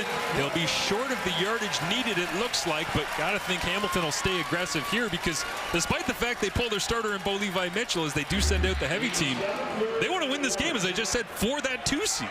Yeah, absolutely. I mean, the stakes are still high. You see the great move there from Butler. And, you know, one of the benefits, obviously the Tiger Cats getting both their quarterbacks ready for the late season push, the playoffs, and so on, but tough for defenses when they got to prepare for 2 very different play packages. So 2 receivers. Kyle Loxley comes in to sneak it forward, runs into a wall named Ben Platic, but pushes his way through, and then Loxley pops up onto his feet after looking like he's got the first down yardage, but look at the surge on the right-hand side here behind number 64, Coulter Woodmansey. Yeah. Good second effort there from the Cats quarterback.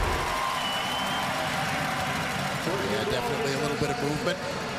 The former first-round pick, Woodmansey, another University of Guelph product. Coming into tonight, the Tiger Cats 50 trips to the score zone, scoring a major 54% of the time. That's right smack in the middle of the league. Had all sorts of different situations at quarterback. Right now, it's Schultz. He'll look to throw on 1st and goal. Into the back of the end zone, Keandre Smith leans back, and it's incomplete. Plenty of coverage there, no flag down. 2nd and goal. Yeah, the Lions did a solid job on the back end, locking things down, not just on Smith, but across the board. On this play, he's working across the formation and towards the corner, and you see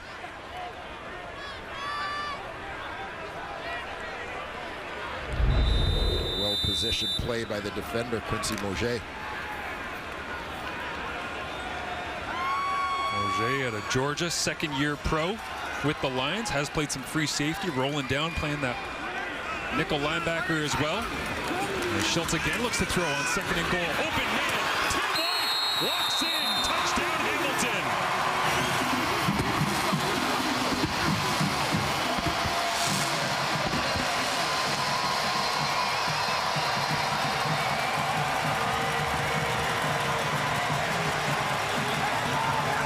Well, White ends up wide open.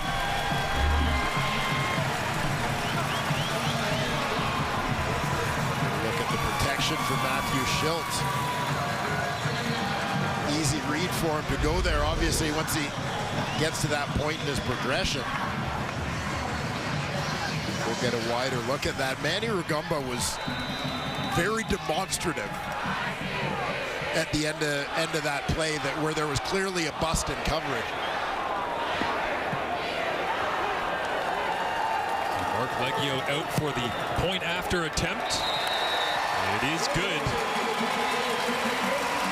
The black and gold on top for the first time in this ball game. Trying to get that 2 seed. This will help. It's a white Christmas in the end zone for number 12.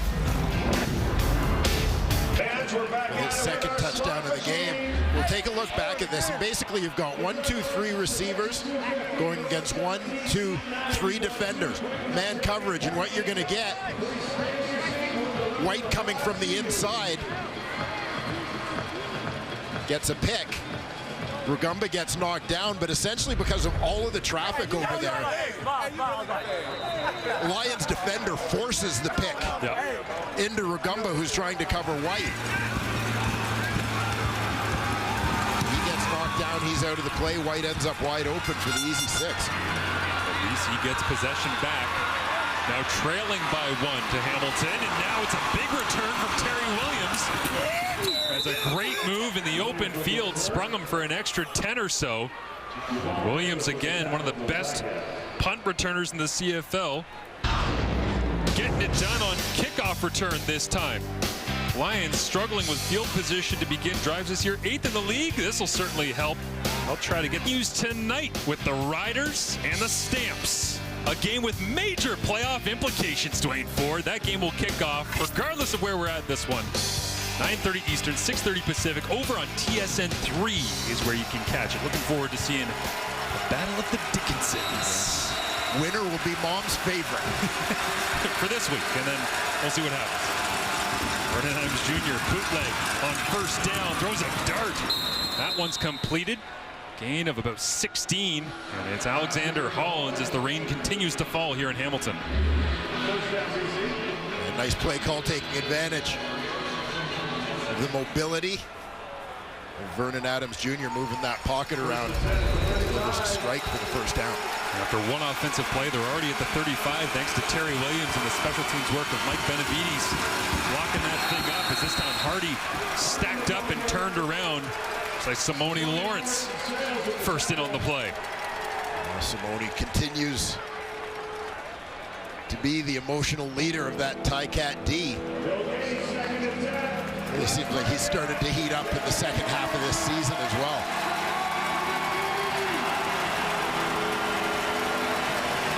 Tiger Cats defense struggled to get off the field on 2nd and 7, plus the money down this season. 7th in the CFL, getting stops. And the other offense is in tough. BC will empty it out. 3 by 3 they go. Looking for the completion to Javon Catoy, and it just wasn't there. The field goal unit comes out. Missed opportunity with a great starting field position for BC. Catoy, big target, lined up. It's the 3 receiver closest to the quarterback. Basically just trying to post him up. See Patrick Burke Jr. in coverage. Rookie out of Wilfrid Laurier getting an opportunity to play in the back end for the Tiger Cats with some of the injuries piling up. Sean White perfect on the evening. Exceptional season so far. And under any conditions, that man is money. Sean White knocks it through, and the Lions have the lead once again. Flintoff gets it down as the raindrops fall, but no problem for White and the Lions. And he is chilling on the sidelines now at pregame. Bo Levi, look at the t-shirt. He's got all of his linemen on the. Is that from the Austin Mack collection in Montreal, the custom tees? But Bo had that, came out. Pitched a touchdown to Terry Godwin. Got into the end zone again. Little slot fade route. Tim White over the shoulder. Touchdown. And celebrating here in Hamilton 262 days after being a Hamilton Tiger Cat. That number can't be real. It feels wrong every time I say it as he stands on the sideline. Done for the night here in Week 19. Yeah, more moments of chill than Bo has wanted leading up to tonight.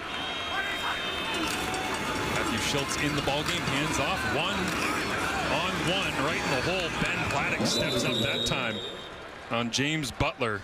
Quiet guy. Had an interesting conversation with him this week. Doesn't like taking a lot of credit, but man, he is on pace Vladeck in the middle of that BC Lions defense after making play after play after play like that to potentially get himself a 100-tackle season. Well, and you mentioned before this game, as you and I were chatting, I would put him in pretty select company among Canadians in this league. No doubt. Look at that. Incredible to see 3 Canadians have ever had 100+ tackles. And Ben Vladeck could be the next one to do it. As Schultz looks underneath, Butler wide open, but lost in coverage, cuts across the 55 and all the way down to the 46-yard line. As Butler adds to his yards after the catch total on the season. He's been a big part of the offense through the passing attack on plays like this. Yeah, he sure has. High percentage pass. Let him go to work. Watch the tail end of this. He ducks under the contact, which leads to a little friendly fire between the two Lions. Mauger and Sales getting all of each other, and I think Mauger's a little worse for wear as he slowly goes off to the sideline. So a late defensive substitution here for the Lions.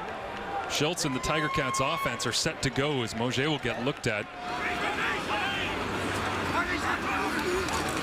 Fake the inside run, fake the end around, and Schultz all day long to find Terry Godwin. Catches it at the 30, inside the 20 to the 10, gets a block, and it'll be a block from behind that will set Hamilton back, but it will be a fresh set of downs after yards gained.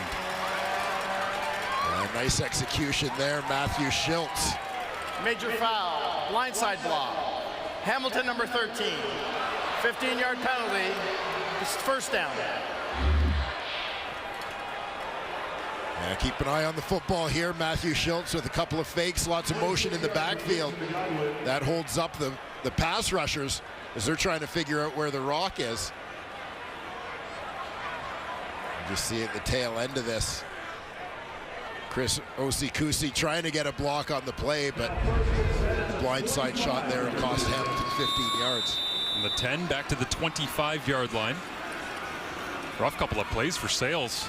Running into his teammate Mauger, getting blocked in the back that time from Osikusi. Schultz play action fake, flips it outside. DeAndre Smith has got 8 yards on first down and right into our sideline staff. And Steph working the camera, pops right back up onto her. I feel like I was working a game a couple weeks ago in Ottawa. Corey got blasted. Yeah. I got to stop calling games where our sideline. They keep the shot, though. Look at this. We got to give our cameramen and camera women a little hazard pay, I think. It even hurts in slow-mo. Yeah. Good job, Steph. That is not easy. We talked earlier about sneaks and how everybody thinks they can do it. Well, be a sideline camera operator. As once again, forward goes Kyle Oxley as Bo Lacumbo drags him backwards, but not until. Hamilton looks like once again number 11 has come in and done his job successfully. A little variety in terms of what they're doing with the sneaks and the short yardage. Roxley doing a nice job picking those soft spots. Not necessarily just banging his head against a brick wall, so to speak.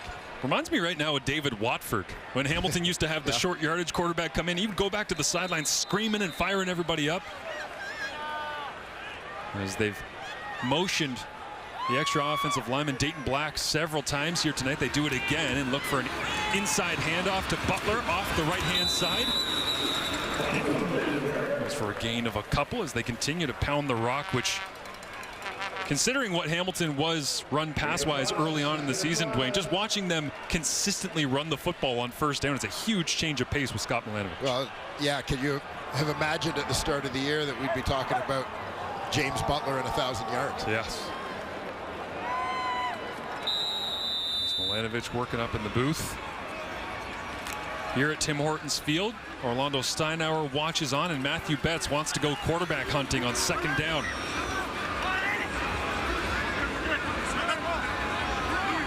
With the hard count to get a look at the rush.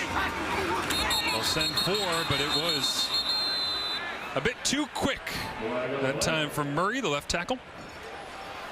Procedure, Hamilton number 59. 5-yard penalty, remains second down. You see big Jordan Murray at left tackle. And he's Been dealing with the quickness of Matthew Betts all night. Trying to get a little head start on the league sack leader. So it goes from 2nd and 5, and they had Tyreek McAllister, the gadget weapon, in. Backs him up, 2nd and 10, and in comes James Butler.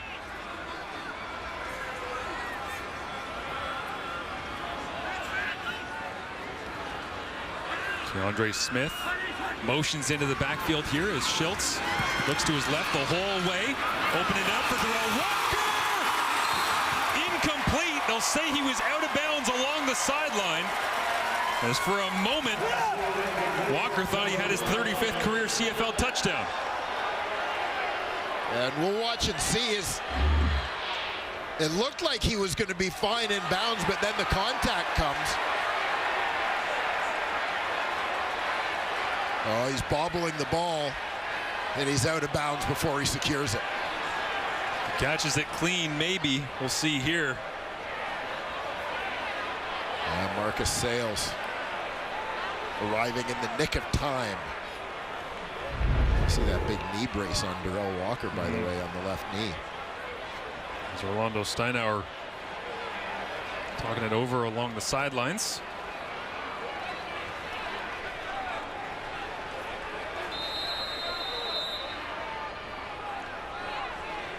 Both coaching staffs on the field right now, and they've whistled in the play clock. They're not waiting around for Hamilton to see what they're doing. So now with the play clock at 10, they're going to run the fire drill as Gordon White, the long snapper, is going to get over top of it. Leggio is running straight out onto the field with 1 left on the play clock, puts down the tee, and they didn't get it off. It'll back them up. Time count violation, Hamilton. 5-yard penalty, 3rd down. I gotta admit, Dwayne, I was really hoping Leggio was just gonna kick that in stride. Yeah. Never break stride, just run right through it. Snap it as he's about 10 yards back.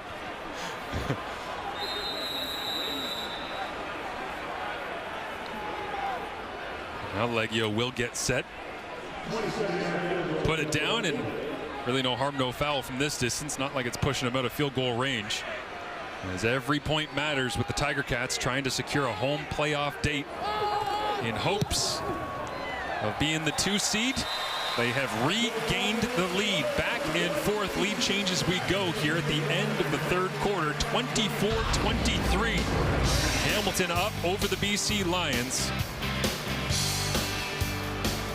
Is key. He's at that point in his career where, yes, when he was younger, maybe he knew it was mental, but the physical could carry him through. And speaking about his relationship with Orlando Steinauer, he said, in that adaptation, I've learned now where I can go ahead and really progress as a player and where I can be most effective. Good stuff. Matthew is now flying in on 2. 21 chops down Hardy.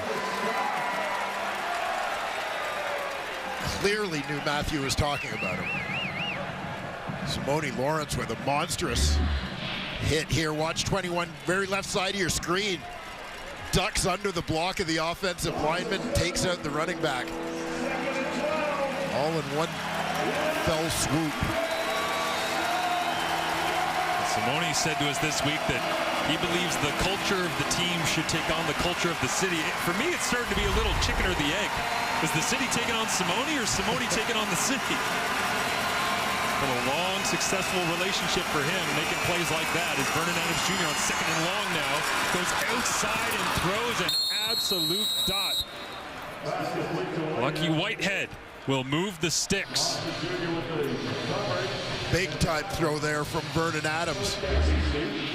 The pocket closing on him, he stands in. Lucky Whitehead making the grab for the first. Adams Jr. left, comes back to his right, knocked down at the line of scrimmage. Jonathan Kongbo's got a hand up in celebration. Casey Sayles right there in the middle of it as well. As again, it'll be 2nd and long for the Lions. Yeah, a couple of former Blue Bombers. Kongbo coming from the right side of your screen. Sayles on the inside. Gets a hand on it. Sayles, I believe, trailed only Willie Jefferson among defensive linemen in passes knocked down. Clearly taking notes playing on that Winnipeg D-line with Willie the last couple of years. big addition for them and heated up as the season has gone on as well. 2nd and 10. Vernon to the outside, one hand. The left got it, and it's another 2nd down conversion for Lucky. No luck needed on that one, all skill. Lucky letting the Hamilton bench know about it. A little bit of separation on that break to the sidelines. Nice stab right there. Washington looked like he thought it might have been juggled as he was going out of bounds. They'll say it's a catch. 1st and 10. They'll screen back to Alexander Hollins. Got room to run across the 30, inside the 25, and brought down there.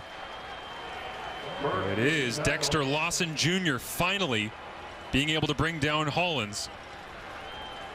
And that will do it through 3 quarters of play. Major playoff implications in this one, and a 1-point ball game to decide who is going to get the upper hand moving forward. Hamilton 2-0 in game state. It is a 1-point Hamilton Tiger Cats advantage as both of these teams trying to get themselves prepped for the playoffs. Bo Levi Mitchell out of the game. Matthew Schultz comes in. He's trying to defend the honor of the black and gold so they can get that 2 seed in the East. Vernon Adams Jr. averaging 351 yards passing over his last 8 games. He's just trying to get BC into the fold and keep pace with Winnipeg. Yeah, and Vernon obviously has done a terrific job of that throughout this season.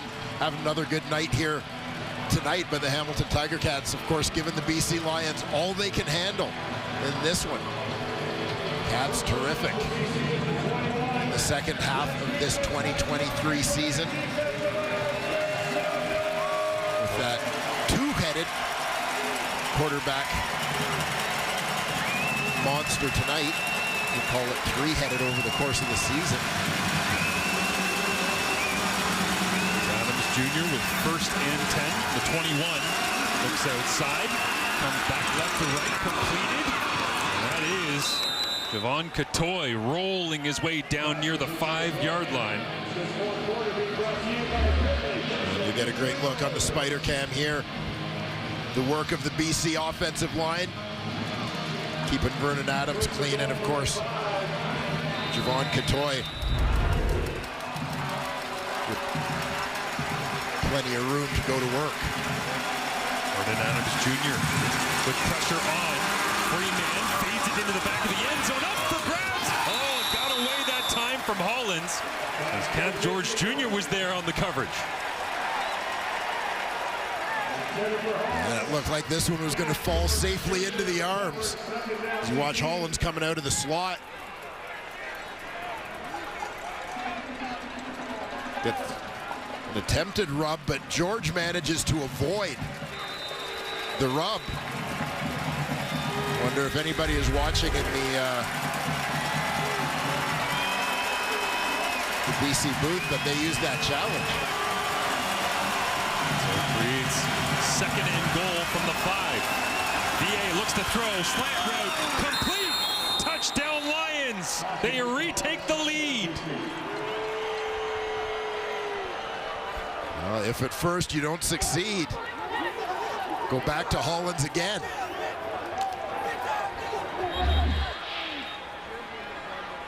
One of the breakout players of this 2023 CFL season, Alexander Hollins, continues to produce big numbers. Hey, get that camera on with that camera. Fuck them bitch ass niggas. Get that camera off. And we apologize for the language on the sideline there, as BC only 3.5 minutes time of possession in that 3rd quarter, but they open up the 4th with a touchdown that gives them a big opportunity now to try and keep pace with the Winnipeg Blue Bombers. Living dangerously with Hamilton having so much time of possession, but BC on the season hasn't needed much, thanks to their explosive passing attack, to make major plays and get into the end zone. They tag on the extra point, 30-24, thanks to this throw to Alexander Hollins. As BC in control. What does Hamilton have when we return? situations just like this matchup here in Hamilton. But if you're looking for the riders and the stamps, head on over to TSN 3 and check that one out as we head into the fourth quarter. Back and forth battle. Why would you leave? Why would you leave this game? Personally, for me, when there's a great game going on, I stick with that game, and then once that one's done, I assume the next game's going to also be great. But it's to each their own. You know, yes. if you're a diehard Riders or Stamps fan, finish what you started. TSN 3 is where you can head, and then go watch the other game. As Hamilton gets the football back after giving up the touchdown that has BC in the lead right now. And Tyreek McAllister gets bumped out of bounds. And so Matthew Schultz comes off the sideline once again. He's got his 7th touchdown pass of the season here tonight. The outside to Tim White, backpedaling into the end zone. And 3 very different quarterbacks have been used. I mean, really 4 if you talk about Kyle Loxley this season. But Schultz having a little bit more of a running threat. Bo Levi Mitchell struggling with some interceptions early in the year, but he certainly is the downfield aggressor, and then the high completion percentage of Taylor Powell has kind of told the story. But hard to tell and read into the stats for Hamilton on the year when they've played so many different guys in so many different situations, as Schultz will dig in here on 1st and 10. And on cue, they go with the called run for Schultz, busting his way across the 35. And a first down with the legs of 18. You know, I was just about to say we haven't seen any quarterback runs yet since Schultz came in the game. You had to feel like it was coming, and that time they managed to freeze the defenders on the inside and allow Schultz to get around the edge for a nice pickup. Certainly a bit of a different style for him. As 3 different styles of quarterbacks, a couple of numbers that tell you the story. Schultz leads them in called quarterback runs. Taylor Powell, huge completion percentage number, and Bo, he's going to send it downfield early and often, as he did in his home debut here tonight. Now Schultz checks it down underneath with a backhand shovel, and James Butler up near the 50-yard line. A nice bit of improv by Matthew Schultz to get the completion. Stands in there knowing the hit is coming, but spots James Butler sneaking out towards the flat. Sacrificing to make a play. On 1st and 10, some late substitutions from Hamilton here.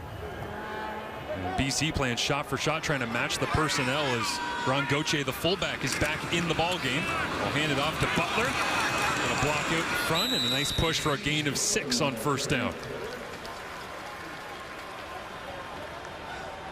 Butler in that ground game continuing to chip away at this Lions defense. You mentioned the big team, Garon Gauthier. The fullback in there, Dayton Black. 1st-round pick for Hamilton this year out of the University of Saskatchewan. In as a tight end. Both those guys, by the way, quarterbacks in their past. Garon Gauthier and Sejap Black, the world's biggest high school quarterback. Winnipeg High School history. Brandon, I should say. Schultz with all day against the 3-man rush. Now looks to throw on 2nd down. Spins back. And it looks like he'll be just shy. It'll depend on the spot. Initial signal is 1st down.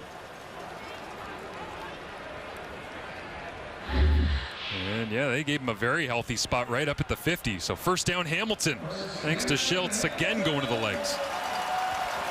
You see him tuck that football away, get the points covered up, pull it into his body, and take care of business. Not a big guy, but we talked to him early in the season about putting some weight on in the offseason, trying to prove he can be a starting quarterback in the CFL, be it here or anywhere. And certainly knows that one of the advantages he has is his athleticism. And it was sort of broken out by Tommy Condell last year here in Hamilton. Schultz obviously had been in the league a few years with Montreal, but we didn't really get to see that side of his game. Tommy Condell, I thought, did a nice job showcasing that in Hamilton's offense last season whenever Schultz got in there. Josh Banks making his way slowly back to the BC Lions sideline. So we'll make some substitutions on the interior here for the Lions.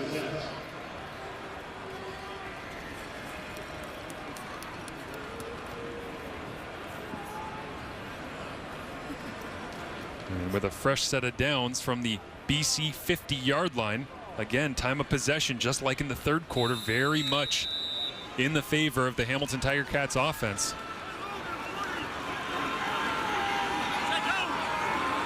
Now what can they do with it? Inside handoff. No, he'll pull it. Trying to throw on the edge. Great fake that guy got Tione Siema. And Butler's saying, why'd you chase me back there in the backfield? I think everybody was chasing Butler that time, but Schultz on the edge, incomplete. And here you'll see show run, ride it, and crashes down. So you don't hand it off, pull it. Just unable to finish with the completion. And this is the personnel package offensively for Hamilton that I think a lot of Tiger Cats fans are excited about when you got Keandre Smith, McAllister in the backfield. Darrell Walker in the lineup here tonight. Osi Kusi, Terry Godwin, Tim White. They'll look to throw, open receiver, had to wait for it, but it got there on 2nd and 10. Mauger finally wraps up Tim White, but he gets another target and another Tiger Cats first down. There you see Tim White. So it becomes a little bit of a cluster into the boundary with the initial alignment of White and Godwin, creating a little confusion. Gary Peters forced into chase mode there. So you see Schultz stepping up in the pocket to sling that one. Defensive coordinator Ryan Phillips not happy about the busting coverage, having to backtrack. Hamilton shows run, and it is Butler. Schultz wanted a little option pitch back from his running back on that one on the edge. Yeah, here you'll see Schultz stays in that sort of option relationship with Butler after getting the ball to his back. Again, you think back to some of the 2 QB stuff we saw from Hamilton last year, where Matthew Schultz would have very likely been receiving a pitch on a play like that.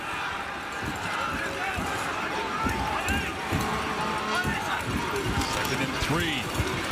Hamilton pounds it right up the middle into the teeth of that BC Lions defense. And it's another first down.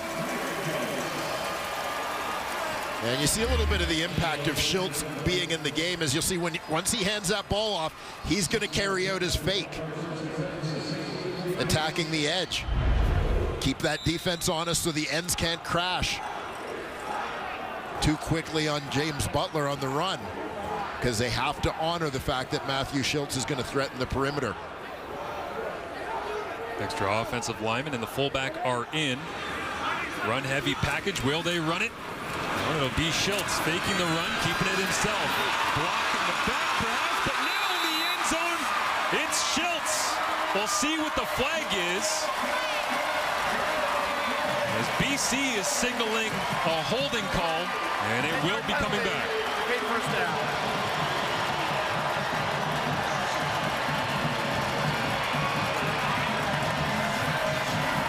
Orlando Steinauer bewildered as he thought he had the lead back with the extra point pending.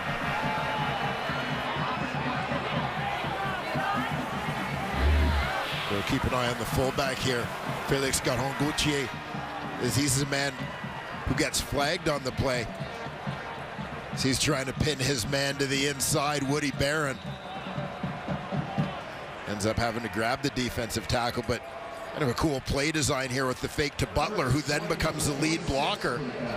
Schultz becoming the running back. Loxley talking about hand placement there on the sideline. Meanwhile, 10th play of the offensive drive for Hamilton as Schultz looks to throw.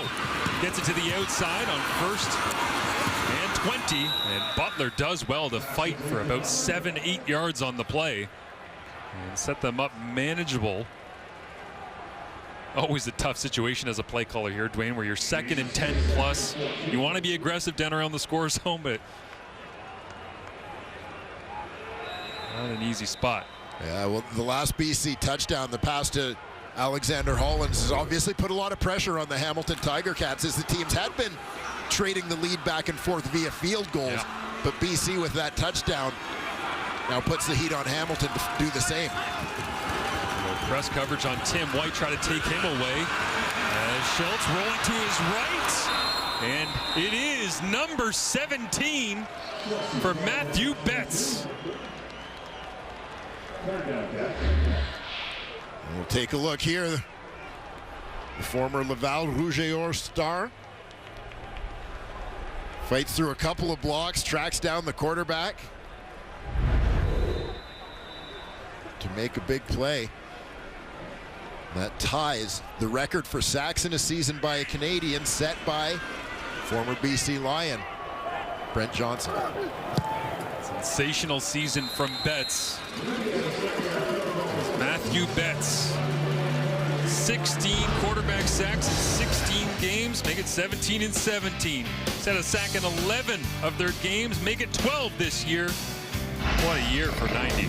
Well, earlier on tonight, but there you see the history as a Canadian in the Canadian Football League getting after the quarterback. Yes, sir. Betts, former number 3 overall pick by Edmonton in 2019. Came into this season with 9 career sacks. 17 on the season now. This one completed. Young Hatcher turns and knifes immediately. Nice play, and add on the extra yardage as Stavros Katsantonis will get flagged for the late hit out of bounds. Major foul, late hit out of bounds. Hamilton, number 30, 15-yard penalty, automatic first down. Well, Hamilton scores. VA responds with a big play right out of the gate to Keon Hatcher, and that will be boosted by an extra 15 yards. So you'll see he's out of bounds there as Katsantonis runs through him. At this point, the BC Lions offensively just 5 minutes time of possession in the second half. Hamilton 18 minutes and 43 seconds. But BC with a 3-point advantage. And a big flip and field position there with the grab by Hatcher. And the 15-yard penalty against Stavros Katsantonis. And you know, BC eyeing an opportunity here with a touchdown to turn this into a 2-score football game. Vernon Adams Jr. getting set to cross the 300-yard mark once again, as well as he's at 296 right now. Leads the CFL this season with 10 games of 300-plus yards. And again, averaging 351 per game over the last 8.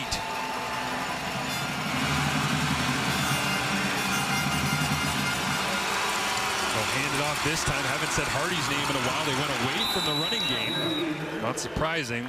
Lowest run rate on first down in the CFL is these BC Lions.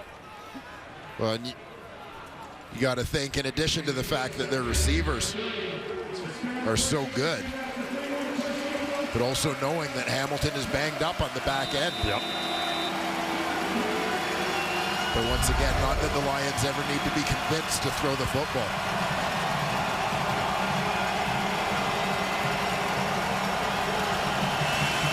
Play clock is down in stadium here in Hamilton, so they're doing it manually with the officials as Vernon gets the snap away, looks for Hatcher over the top. Wow. Intercepted. What a play by Dexter Lawrence Jr. He returns it across the 20. Flags are out everywhere, and Dexter's going for a jog down the sideline. Chris Edwards gets pushed into him by Hardy, but for now it's an interception and a huge flip of the field with the penalties pending, and Vernon Adams Jr. is hobbled in front of the BC sideline. After the interception, we have a major foul, blindside block, Hamilton number 94. The 15-yard penalty, it'll be first down Hamilton. So just the one flag. It looked like there might be more, but Mohamed Diallo and Vernon Adams Jr. is limping badly towards the sideline. After the interception, diving catch by Dexter Lawrence Jr. Full extension. Hamilton football trailing by sideline right now. The injury tent has been popped up. They're taking a look at Vernon Adams Jr. as he grabs towards what looks like, Dwayne, his left knee here, just getting into the wash after the interception. Yeah, tangled up in a kind of a 4-man collision there. As we take a look back at the play, here's the throw and the diving grab by Dexter Lawson Jr. The illegal block there as well, so that's why, despite the fact that Lawson Jr. made the long run down the sideline in front of both teams' benches, it's all the way back at the Hamilton 4-yard line right now. As Matthew Schultz at the controls for Hamilton completes this pass out into the boundary, as Terry Godwin hauls it in for, looks like about a 5-yard gain. Second down coming, and you can see Dane Evans, the former Hamilton Tiger Cat, getting warm, as he was honored actually at the first commercial break here in the first quarter tonight. Had a round of applause, standing ovation. They did a video tribute for Dane Evans. And now looks like he's getting ready to come in the ball game. Schultz underneath, complete. And Evans will have to wait because Tim White's got another first down. Again, the first completion of this drive was big, as it essentially opens up the whole field now for Matthew Schultz to throw the football. Being backed up where you initially first play, throwing from your end zone, not going to throw to the wide side where you're having to navigate the uprights. Schultz on 1st and 10. Keandre Smith open, reaches the football forward. Had to get to the 30, should be just shy of it. Second and short coming up, but Schultz into a nice rhythm here passing, as they've mixed it in pretty good between run and pass, and the heavy team comes off the sideline for the black and gold. Vernon Adams Jr.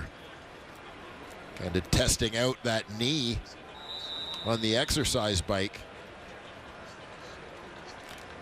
Not sure if that pace looks particularly promising for a return to this game for the Lions star quarterback.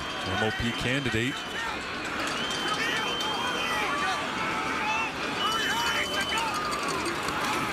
Second down and short. They'll take a shot over the top. Schultz hangs it up, knocked away. Great defensive play by TJ Lee. Yeah, fantastic play from TJ Lee. That is the 3-minute warning in a 3-point football game. As Lee keeps it clean on Keandre Smith, gets the hand up, knocks it away. Third down, Hamilton when we return. Bulky brace on, they've been taping him up, and man, that does not look like he is comfortable at all right now moving around on the sideline. Meanwhile, on the field between the lines, it's third down and short, incomplete on the deep pass on second down. They'll go for it here with Kyle Loxley on third down. Again, had to get the football to the 30-yard line. Looks like they've picked it up comfortably, and so Matthew Schultz comes back off the sideline with Hamilton trailing by 3, continuing the drive in their own end of the field. Yeah, as we get a look here at the work of the offensive line. And of course, Kyle Loxley, defender, fighting him for that football. He did a nice job to hang on there, protect the rock. So Vernon continuing to work things through, see if he can stay warm. As Schultz stands in, pressure on, gets it away, open man, Tim White, first down, Hamilton stays inbounds, and now dances away for 2 more, and a third and lunges forward. They'll say he was out of bounds, but the tightrope act from Tim White, elite, down the sideline.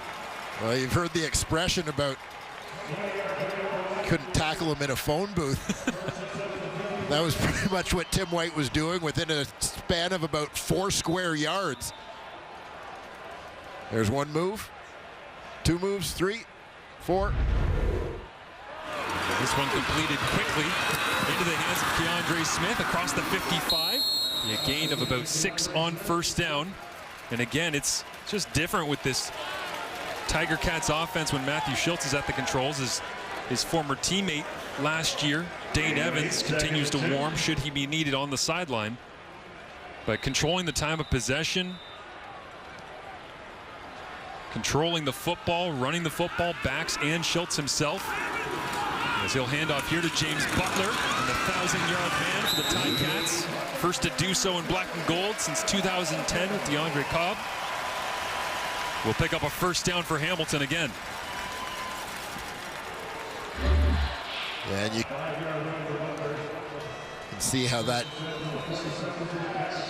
ground game softens up a little bit, or that run defense for BC softens up a little bit when Schultz is in the game versus other Hamilton QBs. 5 wide, go outside for Chris Osikusi. He slips and falls. And now 2nd and 10, something that the Schultz-led Tiger Cats offense has been able to avoid pretty successfully here tonight. And we'll take a look. The tail end just blowing a tire there as he went to plant his feet and swirl back out.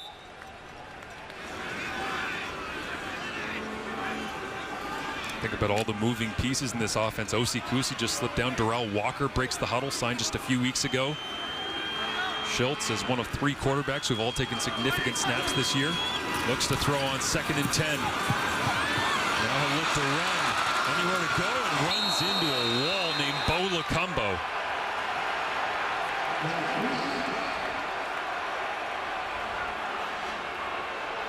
Yeah, Schultz wants to get to that first down marker, so he's hanging on as long as possible before he commits to the slide. I know the fans here, because he did slide, are calling for a penalty, but he didn't commit early enough. No. Bo Lacombo had no choice here.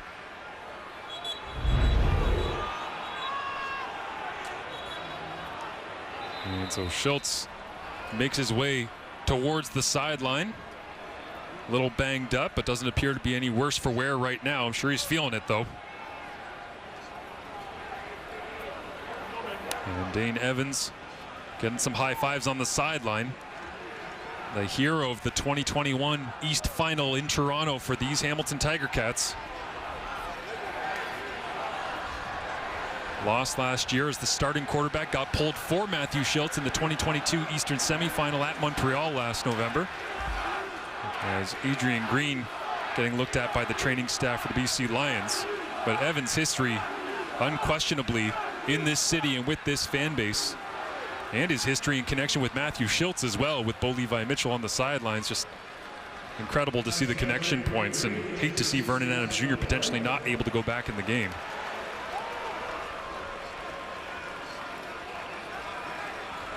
But that said, you also hate to see them put Vernon Adams Jr. Of course, yeah, in jeopardy, and this is why you go out and get an experienced starter to be your backup quarterback in Dane Evans. Always the conversation, right, is who has the best quarterback room, not necessarily who has the best starting quarterback, because at some point you're going to have to use everybody, and thankfully VA's been healthy throughout most of the year, but hope it's not a significant one for him, as it looks like Evans will get a chance to touch the football here tonight in Hamilton, his old stomping grounds, as Mark Leggio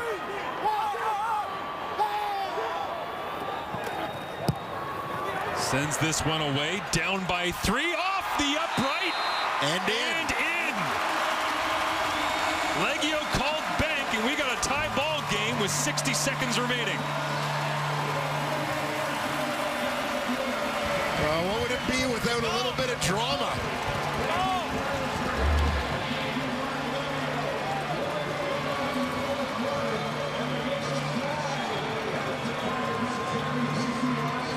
Just clipping the inside edge of that post, sneaking it through. Leggio ties the game. And a number of times where Dane Evans had dramatic back and forth battles on behalf of the Hamilton Tiger Cats. He's trying to ruin their playoff home hosting hopes, as Dane Evans getting on the same page with receivers coach Jason Tucker. And Tucker telling him right there, let's go win. So Dane Evans 1-1 in a couple of starts this season in place of an injured Vernon Adams. Let's go. As Rick Campbell talks it over. 17 on the sidelines there. And imagine what's going through his mind right now is when the trade happened and Bo Levi Mitchell's rights went to the Hamilton Tiger Cats, it was obvious Dane Evans likely wouldn't be around. Took a long time, got traded for a 4th-round pick that ended up turning into Jonathan Kongbo, who's here on the Tiger Cats lineup tonight. We'll be chasing him down momentarily as BC gets the football and crosses the 30-yard line. Solid return.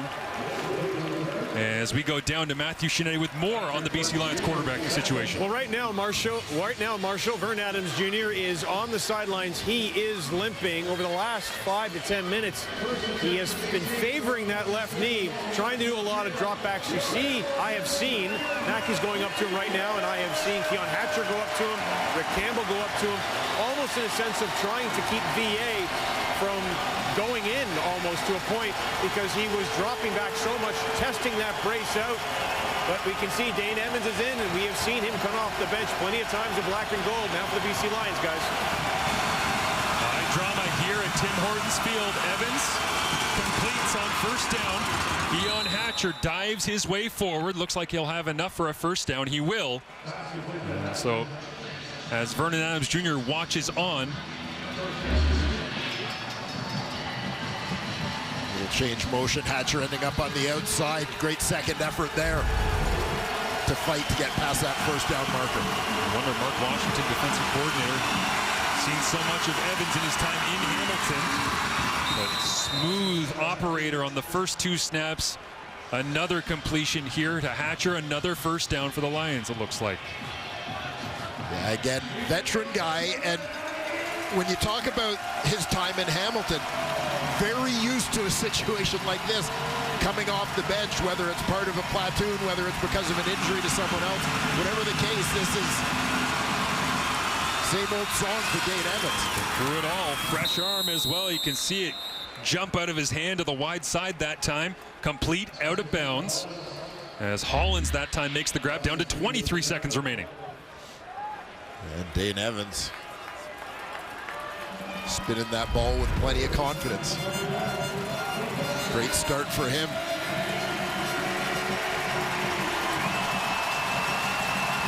Indicates the play call at the line here. Simone Lawrence lurking at the top of the line of scrimmage. They'll show run, hand it off. And there's a flag down. As the run goes for a gain of 5 for now, but looks like it's coming back.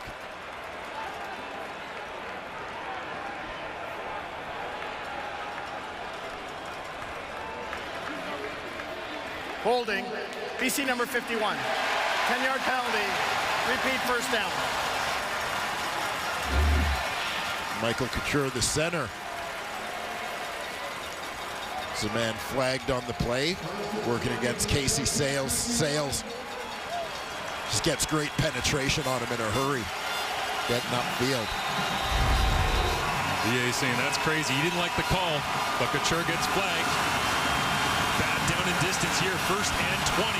Hamilton drops out. BC just tries to get some of it back as Hatcher gets down to the 41.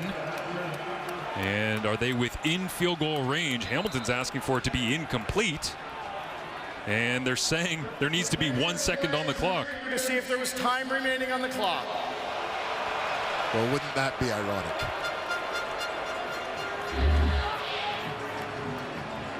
See the clock in the top right corner of your screen. Ball is caught. He's down. Yep. I wonder if they coached that this week. I have a feeling it might have been discussed. Both of these teams 4-1 over their last 5. The overtime loss for the BC Lions last week at home in a huge West matchup against Winnipeg. Sean White, as you see, has been absolutely clutch in his career in these situations, as now Orlando Steinauer calls time. Hamilton. Give Sean White a little bit more time to think this thing through, but for the BC Lions, the heartbreak of the head-to-head against Winnipeg, they travel all the way across the country, and you have a late-game situation. You lose your starting quarterback, your MOP candidate. You give it to Dane Evans. He works it down the field, and now you put it on your veteran kicker to try and close this one out. As the numbers suggest, there aren't a whole lot of people you'd rather have than Sean White in this situation. And the kickout team is down there as well. Dwayne Vedvik, the punter, is in the end zone. Wow, they're going 4 in the end zone to make sure this thing gets out.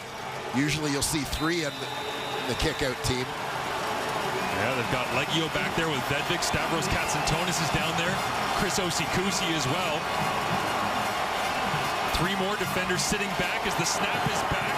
Hold down, kick up for Sean White. He's celebrating before it ever went through. He knew.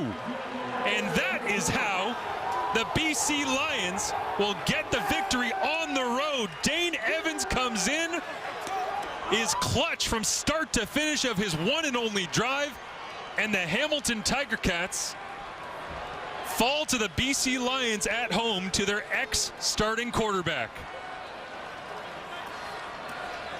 Oh, what a performance from Dane Evans, first of all. Limited number of snaps for him in this ball game, but he sure made the most of them. So we take a look here at yet another clutch kick from Whitey. And all of a sudden, that knee doesn't feel so bad. The BC Lions are still on the prowl and on the hunt for top spot in the West Division with the Winnipeg Blue Bombers. And for the Hamilton Tiger Cats, the groans you hear here at Tim Hortons Field are only outweighed by the celebration in Montreal. As Dane Evans says, my house certainly was on the one drive he had.